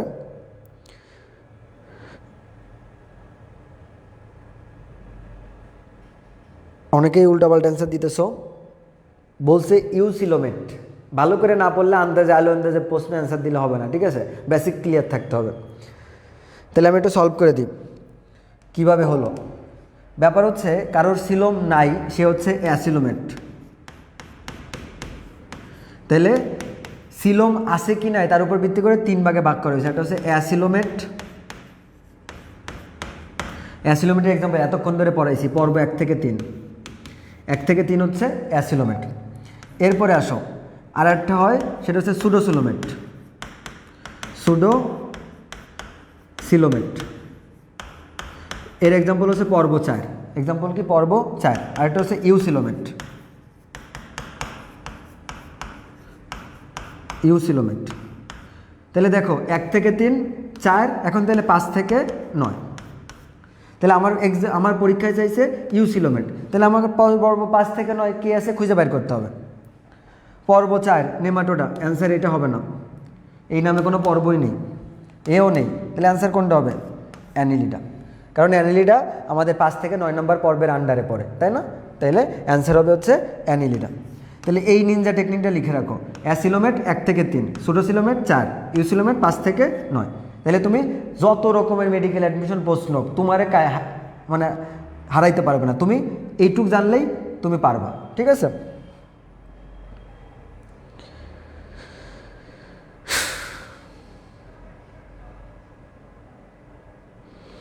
ওকে, তাহলে আশা করি বুঝতে পারছো। চলো এবার পরবর্তী, কর্ডাটা পর্ব নিচের কোনটার দলভুক্ত?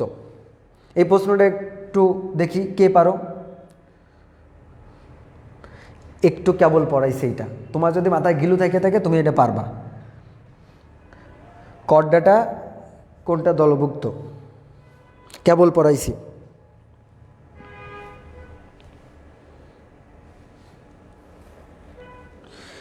কেবল পড়াইছি এটা। ইংলিশ শব্দ দেখে প্যাচ খাওয়া যাবে না, ইংলিশে লেখা কি না কি কঠিন এরম ভাবা যাবে না, ইংলিশ বাংলা সব সমান।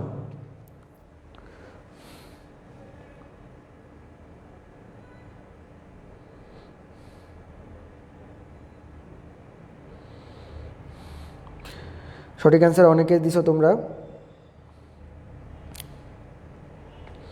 কাউসার, মালেহা, জয়িতা, প্রদীপ, মেঘনা। উল্টাপাল্টা অ্যান্সার দিলে আমি তার নাম পড়বো না, কারণ এত নাম বারবার পড়া সম্ভব না। সঠিক অ্যান্সার যারা দিতেছে, উষা, মোহাম্মদ জুবাইর, সঠিক অ্যান্সার দিছো। ওকে, আমি একটু আগেই পড়াইছি ইউসিলোমেট এক্সাম্পল হচ্ছে পর্ব 5 থেকে 9। কর্ডাটা কয় নাম্বার পর্ব? 9 নাম্বার। তাহলে কর্ডাটার পর্বে কোনটা ঠিক? কর্ডাটা হচ্ছে একটা ইউসিলোমেট, তাহলে আমার অ্যান্সার হবে ইউসিলোমেট, কারণ আমি জানি ইউসিলোমেটের এক্সাম্পল কত? পর্ব 5 থেকে 9। আর আমাদের কর্ডাটা কয় নাম্বার পর্ব? একদম শেষ 9 নাম্বার পর্ব, সে হচ্ছে পর্ব 9।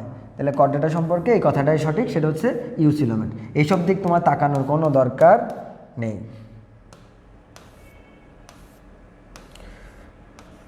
আসছে অপ্রকৃত সিলোম যুক্ত পর্বের উদাহরণ কোনটা? একটু আগে লিখে দিছিলাম যে এটা সুডোসিলোমেট, ওইটাই অপ্রকৃত। তাইলে এবার বলো, যেটাই বলছিলাম সুডোসিলোমেট সেটাই অপ্রকৃত, বলো এবার।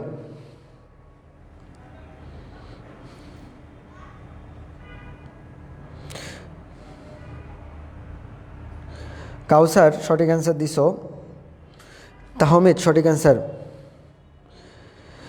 মালেহা সঠিক অ্যান্সার দিছো, মুহিমা আক্তার ইমা সঠিক অ্যান্সার দিছো তুমিও, তীর্থ সঠিক অ্যান্সার,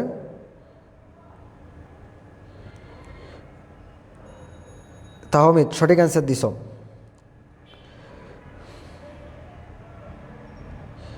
ঋতু তোমার অ্যান্সার আমি সামনে পাই নাই, সামনে পাইলে বলবো অবশ্যই, আমার সামনে আসে নাই। তাইলে দেখো আমি বলছিলাম সুডোসিলোমেটের এক্সাম্পল কত? পর্ব 4। সুডোসিলোমেটের এক্সাম্পল পর্ব কোনটা? পর্ব 4। আমরা 4 নম্বর পর্বের নাম সবাই জানি, আমি ক্লাসে কিন্তু পড়াইছি। 4 নম্বর পর্ব সেটা হচ্ছে নেমাটোডা। 4 নম্বর পর্ব কোনটা? নেমাটোডা। এইবার মনে রাখবা 4, 4-এর ভিতরে গুল্লা কয়টা? 2টা, আবার সেই গুল্লা, তাহলে 4। তো নেমাটোডার মধ্যেও সেই নেমাটোডা, এটাকে বলা হয় গোলকৃমি, এটাকে কি বলা হয়? গোলকৃমি। তাহলে মনে করবা গুল্লা দিয়ে, ঠিক আছে? 4, তাহলে গোলকৃমির পর্ব, গোলকৃমি। আবার নেমাটোডা বানানের ভিতরেও তো একটা বিশাল বড় একটা ও আছে, তাহলে নেমাটোডা কয় নম্বর পর্ব? 4 নম্বর, এটাকে বলা হয় গোলকৃমির পর্ব। আর এইটাই হচ্ছে আমাদের অপ্রকৃত সিলোমের এক্সাম্পল। অপ্রকৃত সিলোমকে আমরা কি বলি?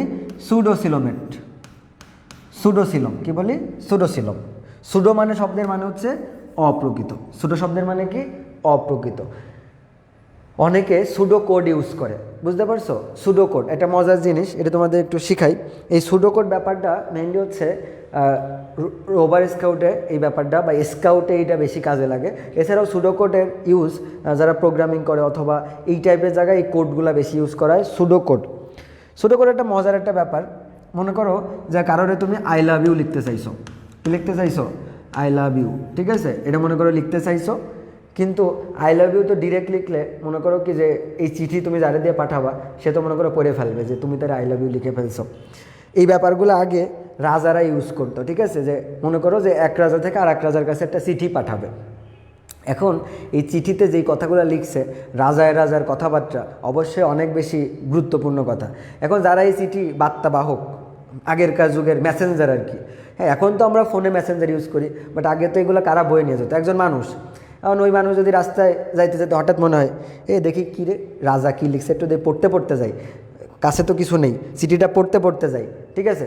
তাইলে মনে করো যে রাজা যে কথাটা লিখছে এটা তো সবাই জানে যেত।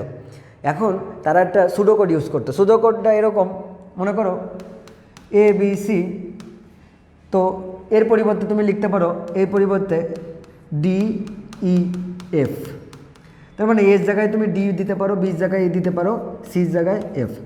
এখন কথা হইতেছে এ মানে তাইলে সবসময় কি ডি?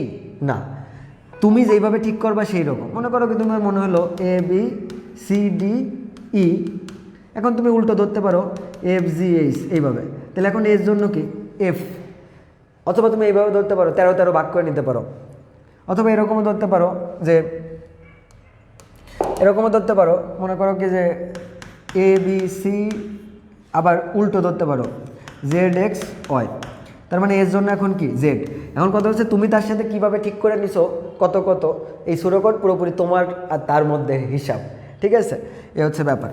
তাহলে এইভাবে যদি তুমি তার একটা আই লাভ ইউ SMS দিয়েই দাও, হ্যাঁ, এই চিঠি যদি তার বাপের হাতেও পড়ে, তার বাপ ভাববে কি হাবিজাবি লেখা, হ্যাঁ মনে হয় চাইনিজ ভাষায় লেখা নাকি অন্য কোনো ভাষা, রাশিয়ান ভাষা হইতে পারে, আগামাথা কিছু বুঝবে না, হ্যাঁ। তো দেখা যাচ্ছে যে সে কিছুই তোমার আর বললো না, ঠিক আছে? তুমি বাইসেও যাইতে পারো। তাইলে এই হচ্ছে ব্যাপার সুডো কোডের। তাহলে সুডো শব্দের মানে হচ্ছে অপ্রকৃত। সুডো শব্দের মানে কি? অপ্রকৃত। চলো এবার পরবর্তী প্রশ্নে যাই। আবার সেই সুডো একই ভ্রান্ত শিলমযুক্ত পর্ব কোনটা? দেখছো মেডিকেল ভর্তি পরীক্ষা আসছে, বলো একটু আগে সলভ করাইছি, বলো এটার আনসার কী হবে? ভ্রান্ত শিলমযুক্ত পর্ব নিচের কোনটি?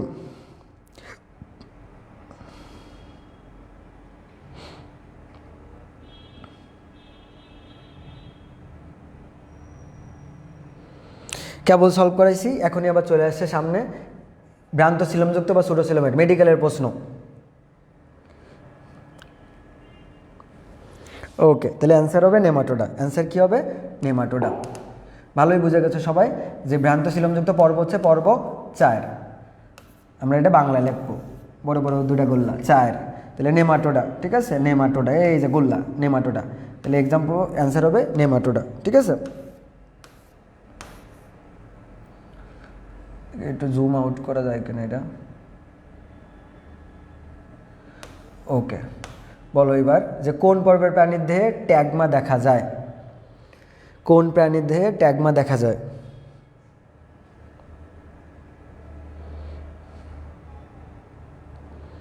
বলো ট্যাগমা দেখা যায় কোন পর্বে?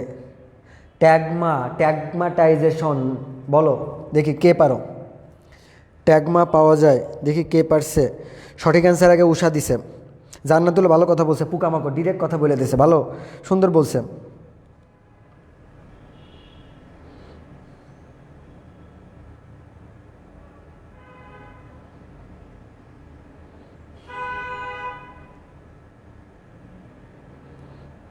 ওকে, তাহলে সবাই তোমরা সঠিক অ্যান্সার দিছো। ট্যাগমা দেখা যায় কোথায়? তোমরা জানো যে ট্যাগমাটাইজেশন মানে অঞ্চালায়ন। ট্যাগমাটাইজেশন মানে কি? অঞ্চালায়ন। এখন অঞ্চালায়ন ব্যাপারটা কি? মনে করো যে ধরে নিলাম যে এইটা একটা ঘাস ফড়িং, এইটাতে তুমি একটা ঘাস ফড়িং ধরলা, ঠিক আছে? তো মনে করো এটা হচ্ছে ঘাস ফড়িংয়ের মস্তক, মাথা, এটা হচ্ছে ঘাসফড়িংয়ের বুক, এটা হচ্ছে ঘাসফড়িংয়ের পেট। এই যে তুমি মস্তক অঞ্চল, বক্ষ অঞ্চল, উদরী অঞ্চল ভাগ করলা, এই অঞ্চলে অঞ্চলে ভাগ করাকে বলা হয় অঞ্চলায়ন। কি বলা হয়? অঞ্চলায়ন। এই অঞ্চলায়নকে আমরা ভালো নামে ডাকি ট্যাগমাটাইজেশন। ট্যাগমাটাইজেশন। অঞ্চলায়নকে আমরা কি বলি? ট্যাগমাটাইজেশন। আর এই যে একটা অঞ্চল দেখলা, মস্তক অঞ্চল, বক্ষ অঞ্চল, উদরী অঞ্চল, এই এক একটা অঞ্চলকে বলা হয় ট্যাগমা। তাহলে এক একটা অঞ্চলকে কি বলা হয়? ট্যাগমা। তাহলে ট্যাগমাটাইজেশন বা ট্যাগমা এগুলো আমরা কোথায় পাই? পোকামাকড়ে পাই। কোথায় পাই? পোকামাকড়। আর তোমরা সবাই জানো পোকামাকড় কোন পর্ব? পুরো পৃথিবী পোকামাকড় দিয়ে ভরা, ঠিক আছে? পুরো পৃথিবীর বেশিরভাগই সব পোকামাকড়। তো এটা হচ্ছে আর্থ্রোপোডা। তাহলে অ্যান্সার কি হবে? আর্থ্রোপোডা। পৃথিবীর সবচেয়ে বৃহত্তম পর্ব কোনটা? আর্থ্রোপোডা। পৃথিবীতে যতগুলো না মানুষ আছে তার চেয়ে বেশি অনেক বেশি আছে পোকামাকড়, ঠিক আছে? ঠিক আছে। তাহলে ট্যাগমা পাওয়া যায় কোথায়, বা ট্যাগমাটাইজেশন কোথায় হয়? অঞ্চলায়ন কোথায় হয়? আর্থ্রোপোডা, ঠিক আছে? ওকে, আসো এবার পরবর্তী। আরে দেখতে দেখতে সিলেট বোর্ডের প্রশ্ন আবার রিপিট। বলো, কেবল পড়াইছি অঞ্চলায়ন, কেবল পড়াইছি। যারা সারা জীবন নাও পড়ছো তারাও পারবা। বলো, রিপিট হয়েছে প্রশ্ন। বলো, অঞ্চলায়ন কোন পর্ব?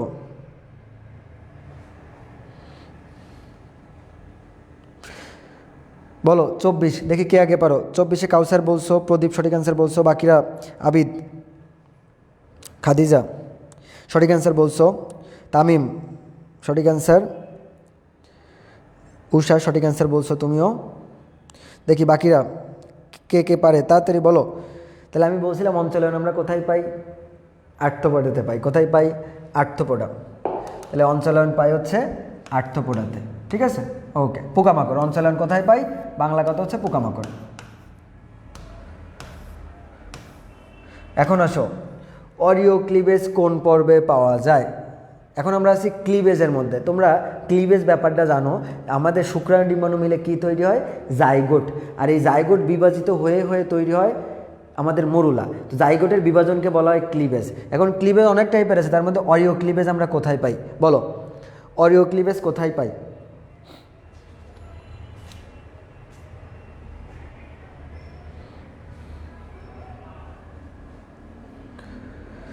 দেখি কে কে অ্যান্সার পারে। আবিদ সঠিক অ্যান্সার পাচ্ছে, প্রদীপ সঠিক অ্যান্সার, মালেহা সঠিক অ্যান্সার। অ্যান্ড বোর্ডের প্রশ্ন তোমরা ভালোই পারতেছো, ঠিক আছে? তোমাদের কলেজের পরীক্ষা, বোর্ড পরীক্ষা কিন্তু এগুলো আসবে, হুবহু এরকমই আসবে প্রশ্ন। তীর্থ সঠিক অ্যান্সার, মাসুমা সঠিক অ্যান্সার, গুড।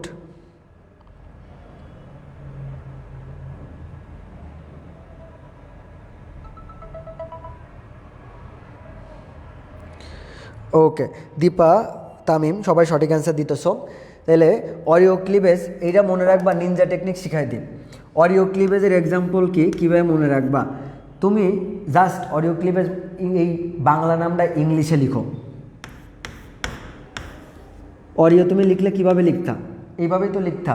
তাহলে তোমার কাজ হচ্ছে এবার শুধু এই ইটা মুছে দিয়া, আয়ও মুছে দিয়া।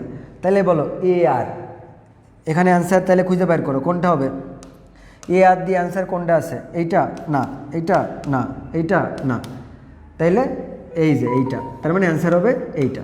তাহলে যে জীবনে নাও পারো সেও যদি অরিও বানানটা এইভাবে লিখতা আর শুধু মনে রাখতো যে এ আর কই আছে, তাইলে এই অ্যান্সার। তাহলে অরিও ক্লিভেজের এক্সাম্পল কি? ম্যাজিকের মতো এই যে আমার প্রশ্নই উত্তর বলে দিছে, ঠিক আছে?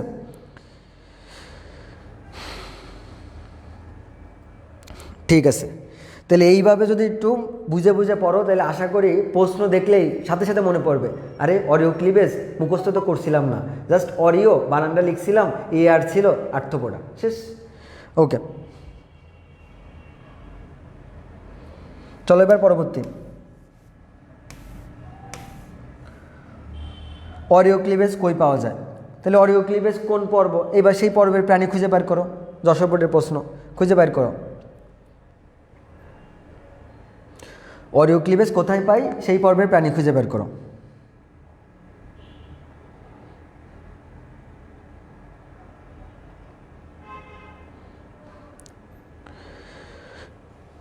ক্লাসের পরে বিয়ে খেতে যাবো কি না, তোদের ক্লাসটা যদি না থাকতো আমি আজকে সত্যি সত্যি বিয়ে খাইতে যেতাম, বুঝতে পারছিস? আমার রুমমেট বলে রাখছে যে বিয়ে খাইতে যাওয়ার জন্য, কিন্তু আমার তো ক্লাসের শিডিউল দেয়া, এই জন্য আমি তো আর বিয়ে খাইতে যেতে পারলাম না। ঠিক আছে, ওকে। তাহলে সবাই বুঝতে পারছো যে অডিও ক্লিপেজ আমরা আত্মপড়াতে পাই। কোথায় পাই? আর্থপোডা। আর্থপোডা মানে পোকামাকড়, তার মানে অ্যান্সার হবে ঘাস ফড়িং।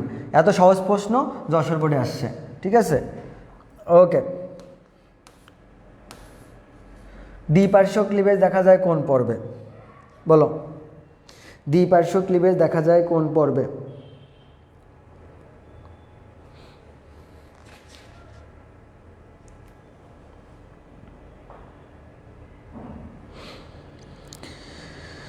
বলো 27 নম্বর, দ্বিপার্শ্ব ক্লিভেজ দেখা যায় কোন পর্বে?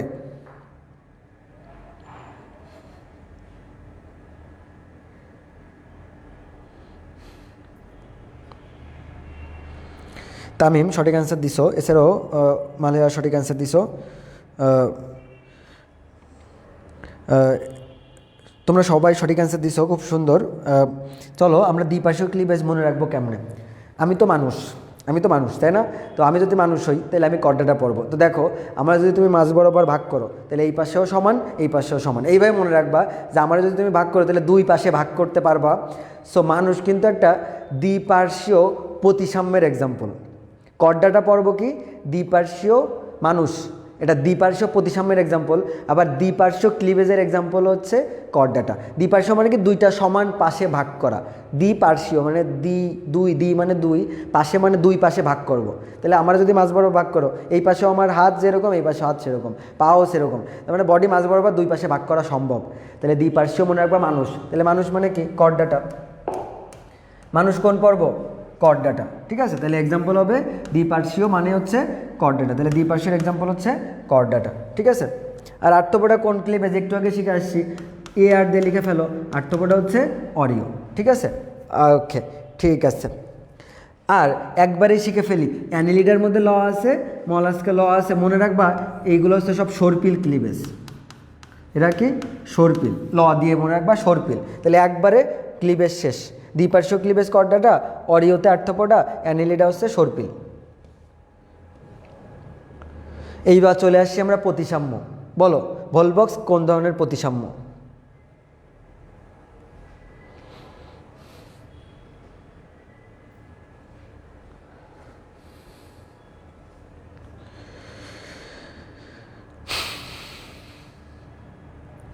আঠাইশ বলো, 28 কোন প্রতিসাম্য? ভলবক্স কোন টাইপের প্রতিসাম্য?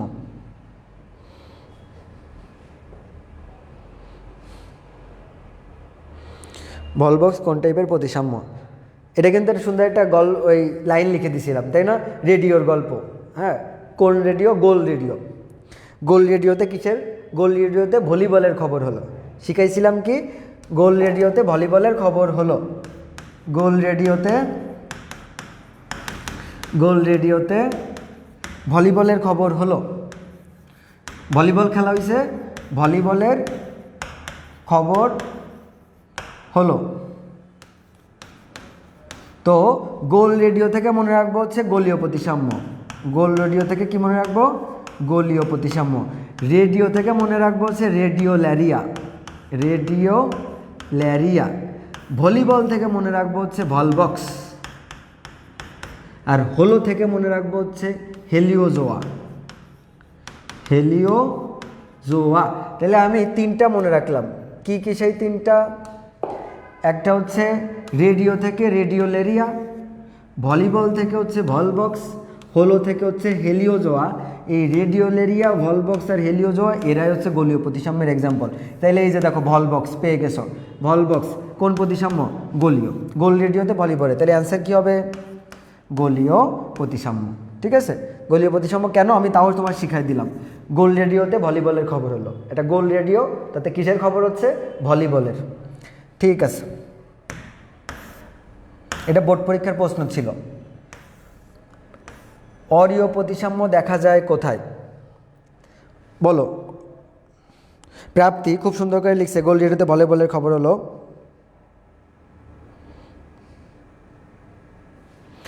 বলো 29, 29 বলো।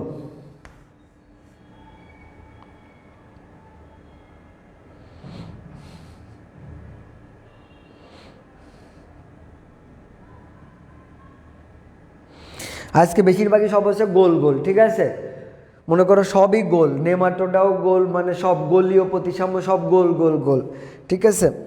তাইলে অরীয় প্রতিসাম্যের এক্সাম্পল বলে ফেলো সবাই। খুব সুন্দর সবাই তোমরা রেসপন্স করতেছো।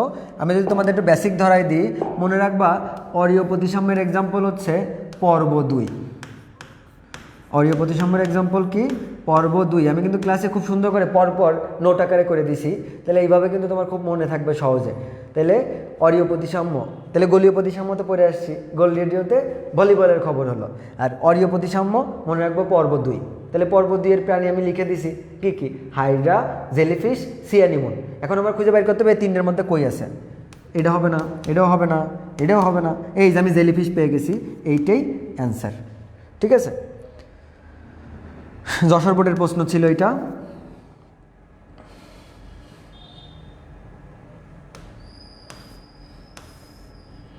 কোনটি অরীয় প্রতিসাম্য? আবার চলে আসছে অরীয় প্রতিসাম্য। তুমি জানো পর্ব 2, এখন খুঁজে বের করো পর্ব 2 এর যে 3টা প্রাণী শিখাইছে এর মধ্যে কোনটা এখানে আছে।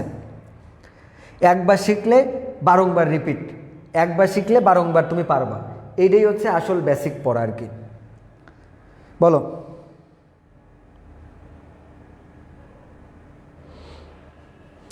তিরিশ বলো অ্যান্সার 30। তোমরা সে অ্যান্সার দাও, আমি একটু পানি খেয়ে নিই। সবাই অ্যান্সার দাও, অরীয় প্রতিসাম্য কোনটা? খুব সুন্দর করে আমি কেবলই কিন্তু সলভ করে দিছি।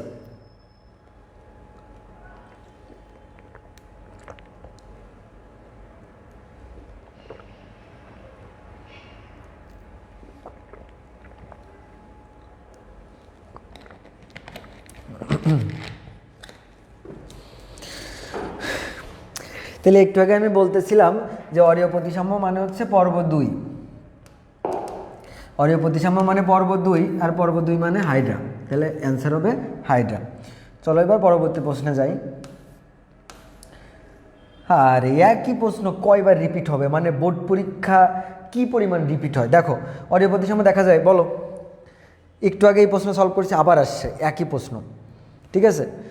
তাহলে বলো অ্যান্সার বলো 31। যারা আগে কখনো পড়ো নাই, আজকে ক্লাস থেকে বুঝতেছো, তারা অ্যান্সার করো বেশি করে, যেহেতু তুমি প্রথমবার শিখলা। বলো অরীয় প্রতিসাম্য দেখা যায় কোন পর্বে?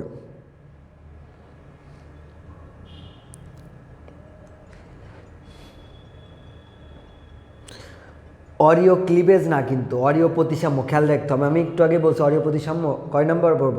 2 নম্বর। তাহলে অ্যান্সার কী হবে? নিডারিয়া। অ্যান্সার কী হবে? নিডারিয়া, কারণ আমি বলছি অরীয় প্রতিসাম্য মানে পর্ব 2। পর্ব 2 কোনটা? নিডারিয়া।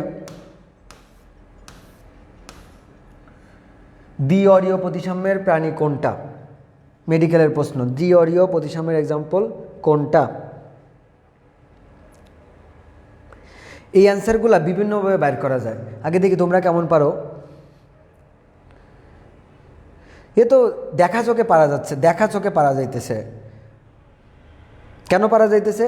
কারণ 4টা অপশানের মধ্যে 3টা প্রাণী এক টাইপের প্রতিসাম্য, তাহলে বাকি থাকে একটা, ওইটাই অ্যান্সার। খুব সহজেই পারা যাচ্ছে। তাহলে 32 দেখি কে কে পারো।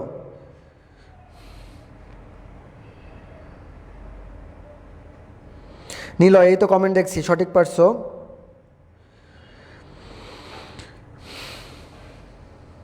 তামিম, অরীয় প্রতিসাম্য আর অরীয় ক্লিভেজ ব্যাপারটা কি? আচ্ছা, এগুলো হচ্ছে প্রতিসাম্য আর আমাদের প্রতিসাম্য ব্যাপারটা কি, যে কোনো একটা প্রাণীকে আমরা সমান কয় ভাগে ভাগ করতে পারি। তো অরীয় প্রতিসাম্য মানে হচ্ছে এই প্রাণীটাকে আমরা তার রেডিয়াস বরাবর ভাগ করবো আর কি, ঠিক আছে। তো হাইড্রাকে আমরা যদি এরকম অরীয় বরাবর, মানে তার রেডিয়াল অরীয় মানে হচ্ছে রেডিয়াস বরাবর ভাগ করি, সমানভাবে ভাগ করতে পারি। আর ক্লিভেজ ব্যাপারটা হচ্ছে যে এখানে আমাদের জাইগোটের বিভাজন, ঠিক আছে। তো এগুলোর জন্য আমরা ডিটেলসে ক্লাস নিছি, আমরা ক্লাসে যখন পড়াইছি ডিটেলস, এগুলো এখন আমাদের ক্লিভেজ টপিক যদি উঠাই তো বিশাল বড় একটা টপিক হয়ে যাবে। আমরা এখন এমসিকিউ সলভ করছি, ছোটো ছোটো করে শিখতেছি আর কি, ঠিক আছে। তাহলে আমাদের এখন হোয়াইট বোর্ডে গিয়ে সেই ক্লিভেজ অনেক ব্যাপার স্যাপার এগুলো আমাদের পড়তে হবে, যেগুলো আমরা মেইন ক্লাসে নিছি আর কি। আসো দ্বিঅরীয়, তাইলে তুমি বুঝতেই পারতেছো যে দ্বিঅরীয় প্রতিসাম্যের এক্সাম্পল কোনটা হবে। দ্বিঅরীয় এক্সাম্পল নিনজা টেকনিক হচ্ছে টিসি। দ্বিঅরীয় কী দিয়ে মনে রাখবা? টিসি, ঠিক আছে। টিতে হচ্ছে টিনোফেরা, টিতে কি টিনোফেরা, সিতে হচ্ছে সিওলোপ্লানা, ইংলিশে লিখে দিই এটা টিসি, আর এটা হচ্ছে সিওলোপ্লানা। টিসি দিয়ে তোমরা মনে রাখবা দ্বিঅরীয়। কেন এবার বাকি অ্যান্সারগুলো হলো না একটু দেখি। প্রথম হচ্ছে হাইড্রা, সে অরীয় প্রতিসাম্য, তাহলে হচ্ছে না। জেলিফিশ অরীয়, সি অ্যানিমন অরীয়, তাই অ্যান্সার হলো না। তাহলে অ্যান্সার কী হবে? টিনোফেরা। অ্যান্সার কি? টিনোফেরা, কারণ দ্বিঅরীয় মানে হচ্ছে টিসি, ঠিক আছে। ওকে, আসো এবার পরবর্তী প্রশ্ন। এই যে একটু আগে টিসি পড়াইছি, এখনই কমন। বলো দ্বিঅরীয় প্রতিসাম্য নিচের কোনটা? একটু আগে টিসি পড়াইছি, এখনই চলে আসছে। বলো 33 কুমিল্লা বোর্ডের প্রশ্ন। এরকম পরপর সুন্দর করে সলভ করলে তোমারে প্রশ্ন দিবে কোন জায়গার থেকে। একটু আগে শিখাইছি টিসি, এখন দেখো খুঁজে বের করো।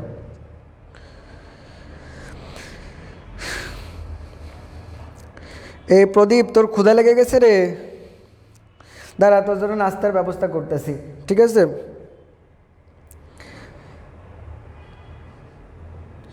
সামনে বায়োলজির কোর্স আসতেছে, পুরো জুওলজির কোর্স আসবে। এই জুওলজির কোর্স আসার পরে তোদের সবাইরে ট্রিট দেবো, ঠিক আছে, সবাইরে ট্রিট দেবো। ওকে প্রদীপ, তোরে আগে ট্রিট দেবো, অনেক ক্ষুধা লাগছে তোর, এই জন্য। পুষ্পিতা, এই তো তোমার কমেন্ট দেখতেছি তো। তাহলে অ্যান্সারটা দিয়ে ফেলো সবাই। তাহলে দ্বিঅরীয় কোনটা? সিওলোপ্লানা, ঠিক আছে। কুমিল্লা বোর্ডের প্রশ্ন সলভ করে ফেললাম কত সহজে। বলো এটার অ্যান্সার কী হবে? অক্ষ বরাবর ভাগ করছি, সমান দুইটা অংশে ভাগ করছি, ভাগ করা যায় না। তাহলে এই জায়গাটা খেয়াল করো, ভাগ করা যায় না, তাকে বলা হচ্ছে অপ্রতিসাম্য। মেডিকেলের প্রশ্ন, তাহলে অপ্রতিসাম্য নিচের কোনটা? খুঁজে বের করো অপ্রতিসাম্য কোনটা। আমি তোদের সহজ করে দিই, হাইড্রা তো হবেই না, তেলাপোকা হবে না, ব্যাং হবে না, তাহলে অ্যান্সার কোনটা হবে? শামুক। অ্যান্সার কোনটা হবে? শামুক, কারণ অপ্রতিসাম্যের এক্সাম্পল হচ্ছে এই আপেল শামুক। অপ্রতিসাম্যের এক্সাম্পল কি? আপেল শামুক, ঠিক আছে। এই হচ্ছে ব্যাপার।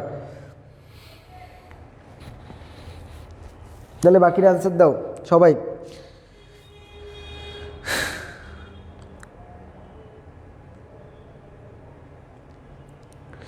ওকে, তাহলে অপ্রতিসাম্যের এক্সাম্পল তোমার যদি একবার একটু শিখাই দিই, একবার একটু লিখে রাখতে পারো যে অপ্রতিসাম্যের এক্সাম্পল কী কী আছে, তাহলে তোমার আর কখনো ভুল হবে না, ঠিক আছে। বইতে তো কয়েকটা আছেই, বাট আরও কয়েকটা সুন্দর করে একটু লিখে ফেলো অপ্রতিসাম্যের মধ্যে কী কী আছে। তাহলে অপ্রতিসাম্যের মধ্যে লিখো স্পঞ্জ। অপ্রতিসাম্যের মধ্যে কি আছে? স্পঞ্জ। তারপর হচ্ছে আপেল শামুক, এগুলো হচ্ছে অপ্রতিসাম্যের এক্সাম্পল। আপেল শামুক। আরও একটা আছে, সেটা হচ্ছে অ্যামিবা, যেটা তোমাদের বইতে নাই, কিন্তু এদিক দিয়ে মেডিকেল ভর্তি পরীক্ষায়, বোর্ড পরীক্ষায় এসে বসে আছে। তাহলে অ্যামিবা হচ্ছে অন্য বইয়ের তথ্য, ঠিক আছে। তাহলে এই অ্যামিবাও একটা অপ্রতিসাম্য, ঠিক আছে। তাহলে এই তিনটা, স্পঞ্জ, আপেল শামুক আর অ্যামিবা, এই তিনটা হচ্ছে অপ্রতিসাম্যের এক্সাম্পল, ঠিক আছে।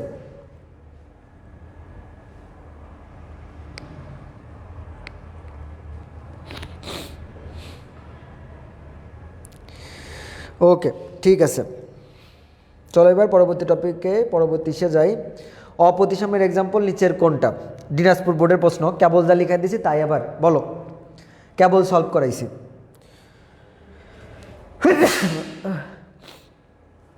বলো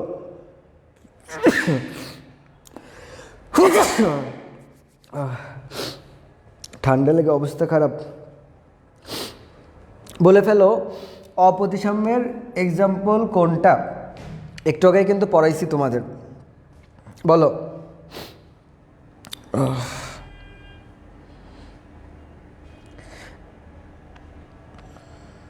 ঠিক আছে চলো সলভ করি। প্রথম ব্যাপার ভলবক্স না, কারণ এটা গোলীয় প্রতিসাম্যের এক্সাম্পল। হাইডা অরীয় প্রতিসাম্য, এটাও বাদ। এ তো হাবিজাবি কিছু না। এখন আসি এই যে পিলা, এই যে পিলাগুলো বসা, এই পিলা হচ্ছে শামুক। এটা কি শামুক, একটু আগে শিখে আসছি। শামুক হচ্ছে অপ্রতিসাম্য, তাহলে উত্তর হবে পিলাগুলো বসা। পিলা গ্লোবোসা, এটা কিসের বৈজ্ঞানিক নাম? শামুক। আসো পরবর্তী, আবার রিপিট প্রশ্ন। এক জিনিস কতবার আসছে দেখছো বোর্ড পরীক্ষায়? আমি না দিয়ে করবো কি? বোর্ড পরীক্ষা যদি এতবার আসে, তাহলে বলো চট্টগ্রাম বোর্ডের প্রশ্ন বলো।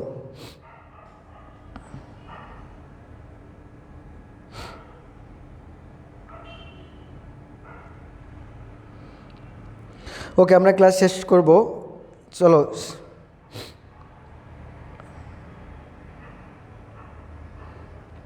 তাহলে বলো অ্যান্সার কী হবে? অপ্রতিসাম্য কোনটা? একটু আগে সলভ করাইছি। তাহলে অপ্রতিসাম্যের এক্সাম্পল দেখে কে কে দিছে। প্রাপ্তি সঠিক অ্যান্সার দিছে, সেটা হচ্ছে অ্যামিবা। ঠিক আছে, তীর্থ সঠিক অ্যান্সার দিছে, মালয়াও সঠিক অ্যান্সার। ঠিক আছে, বলো আজকের ক্লাস কি আরও টানবো? আজকের ক্লাস কি আরও টানবো নাকি এই পর্যন্ত শেষ করব? বলো। শ্রেণীকরণে যে কোনো ধাপে জনগোষ্ঠীকে কি বলে? 37। চলো আমরা আজকে 45 পর্যন্ত টানবো। ঠিক আছে, কোন পর্যন্ত টানবো? 45 পর্যন্ত। 45 পর্যন্ত।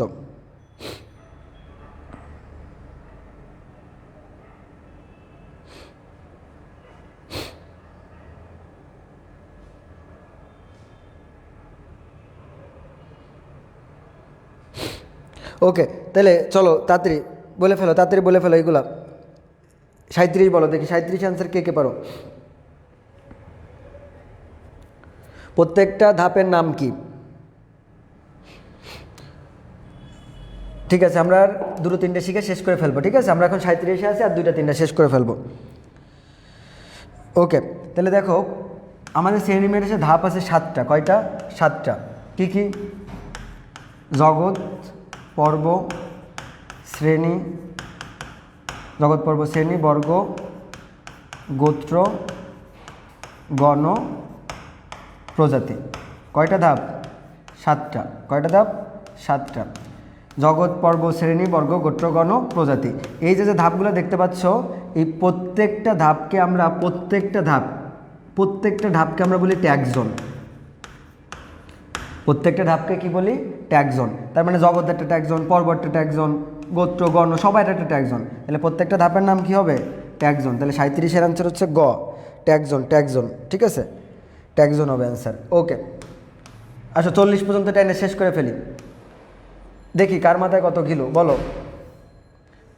এর মধ্যে কোন ক্রমটা সঠিক খুঁজে বের করো। কেবল পড়ালাম সেইটা। মেডিকেল ভর্তি পরীক্ষা 97-98 সালে আসছে। মেডিকেল ভর্তি পরীক্ষা বাপদাদাদের আমলের পরীক্ষা, সেই প্রশ্ন কোনটা সঠিক বলে ফেলো। কেবল লিখে দিছি। ঠিক আছে, 40 পর্যন্ত রাখবো, বলো এটার আনসার।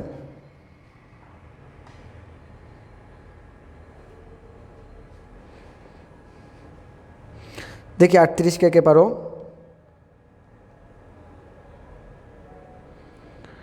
ওকে, সবাই সঠিক অ্যান্সার দিতেছো। জগৎ পর্ব শ্রেণী, বর্গ, গোত্র, গণ, প্রজাতি। এক ধাক্কায় মনে রাখতে হবে। ঠিক আছে, আমার মতো। জগৎ পর্ব শ্রেণী, বর্গ, গোত্র, গণ, প্রজাতি। জগৎ পর্ব শ্রেণী, বর্গ, গোত্র, গণ, প্রজাতি। তাহলে অ্যান্সার হচ্ছে গ। আসো এবার 39। সবচেয়ে বড় একক কোনটা? এই চারটার মধ্যে সবচেয়ে বড় কোনটা? আমি কি বলছি? সবচেয়ে উপরে যে আছে সে সবচেয়ে বড়, আর সবচেয়ে নিচে যে আছে সবচেয়ে ছোট। তাহলে এর মধ্যে সবচেয়ে উপরে আছে কে? খুঁজে বের করতে হবে। সবচেয়ে উপরে আছে কে? তো জগৎ সবসময় তো নাও থাকতে পারে। তাহলে জগতের পরে যে সে সবার উপরে আছে, তাহলে বলো। আবিদ সঠিক অ্যান্সার দিছে। তামিম সঠিক অ্যান্সার দিছে। প্রদীপ সঠিক অ্যান্সার। মালয়া, জয়িতা সঠিক অ্যান্সার। তীর্থ সঠিক অ্যান্সার দিছে। তাহলে আমি একটু আগে পড়াচ্ছিলাম জগৎ পর্ব শ্রেণী, বর্গ, গোত্র, গণ, প্রজাতি। এখন জগৎ যদি না থাকে তাহলে তারপরে কেডা? পর্বকে আমরা ইংলিশে কি বলি? ফাইলাম। পর্বকে কি বলি? ফাইলাম। ফাইলাম মানে হচ্ছে পর্ব। ঠিক আছে, তাহলে এই হচ্ছে ব্যাপার। ক্লাস মানে হচ্ছে শ্রেণী, এটা হচ্ছে গোত্র, আর অর্ডার মানে হচ্ছে বর্গ। তাহলে জগৎ পর্ব, শ্রেণী, বর্গ, গোত্র, গণ, প্রজাতি, তাহলে সবার উপরে আছে কে? পর্ব। তাহলে অ্যান্সার হবে ফাইলাম।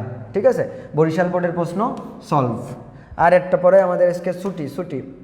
আর একটা, শ্রেণীবিন্যাসের সার্বজনীন স্তর কোনটাকে বলা হয়? খুবই সহজ প্রশ্ন, অ্যান্ড এর মাধ্যমে আমাদের ক্লাসের আজকে এন্ডিং এখানেই শেষ হবে।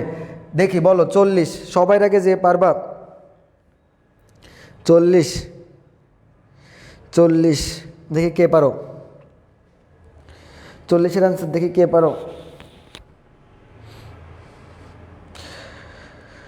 40,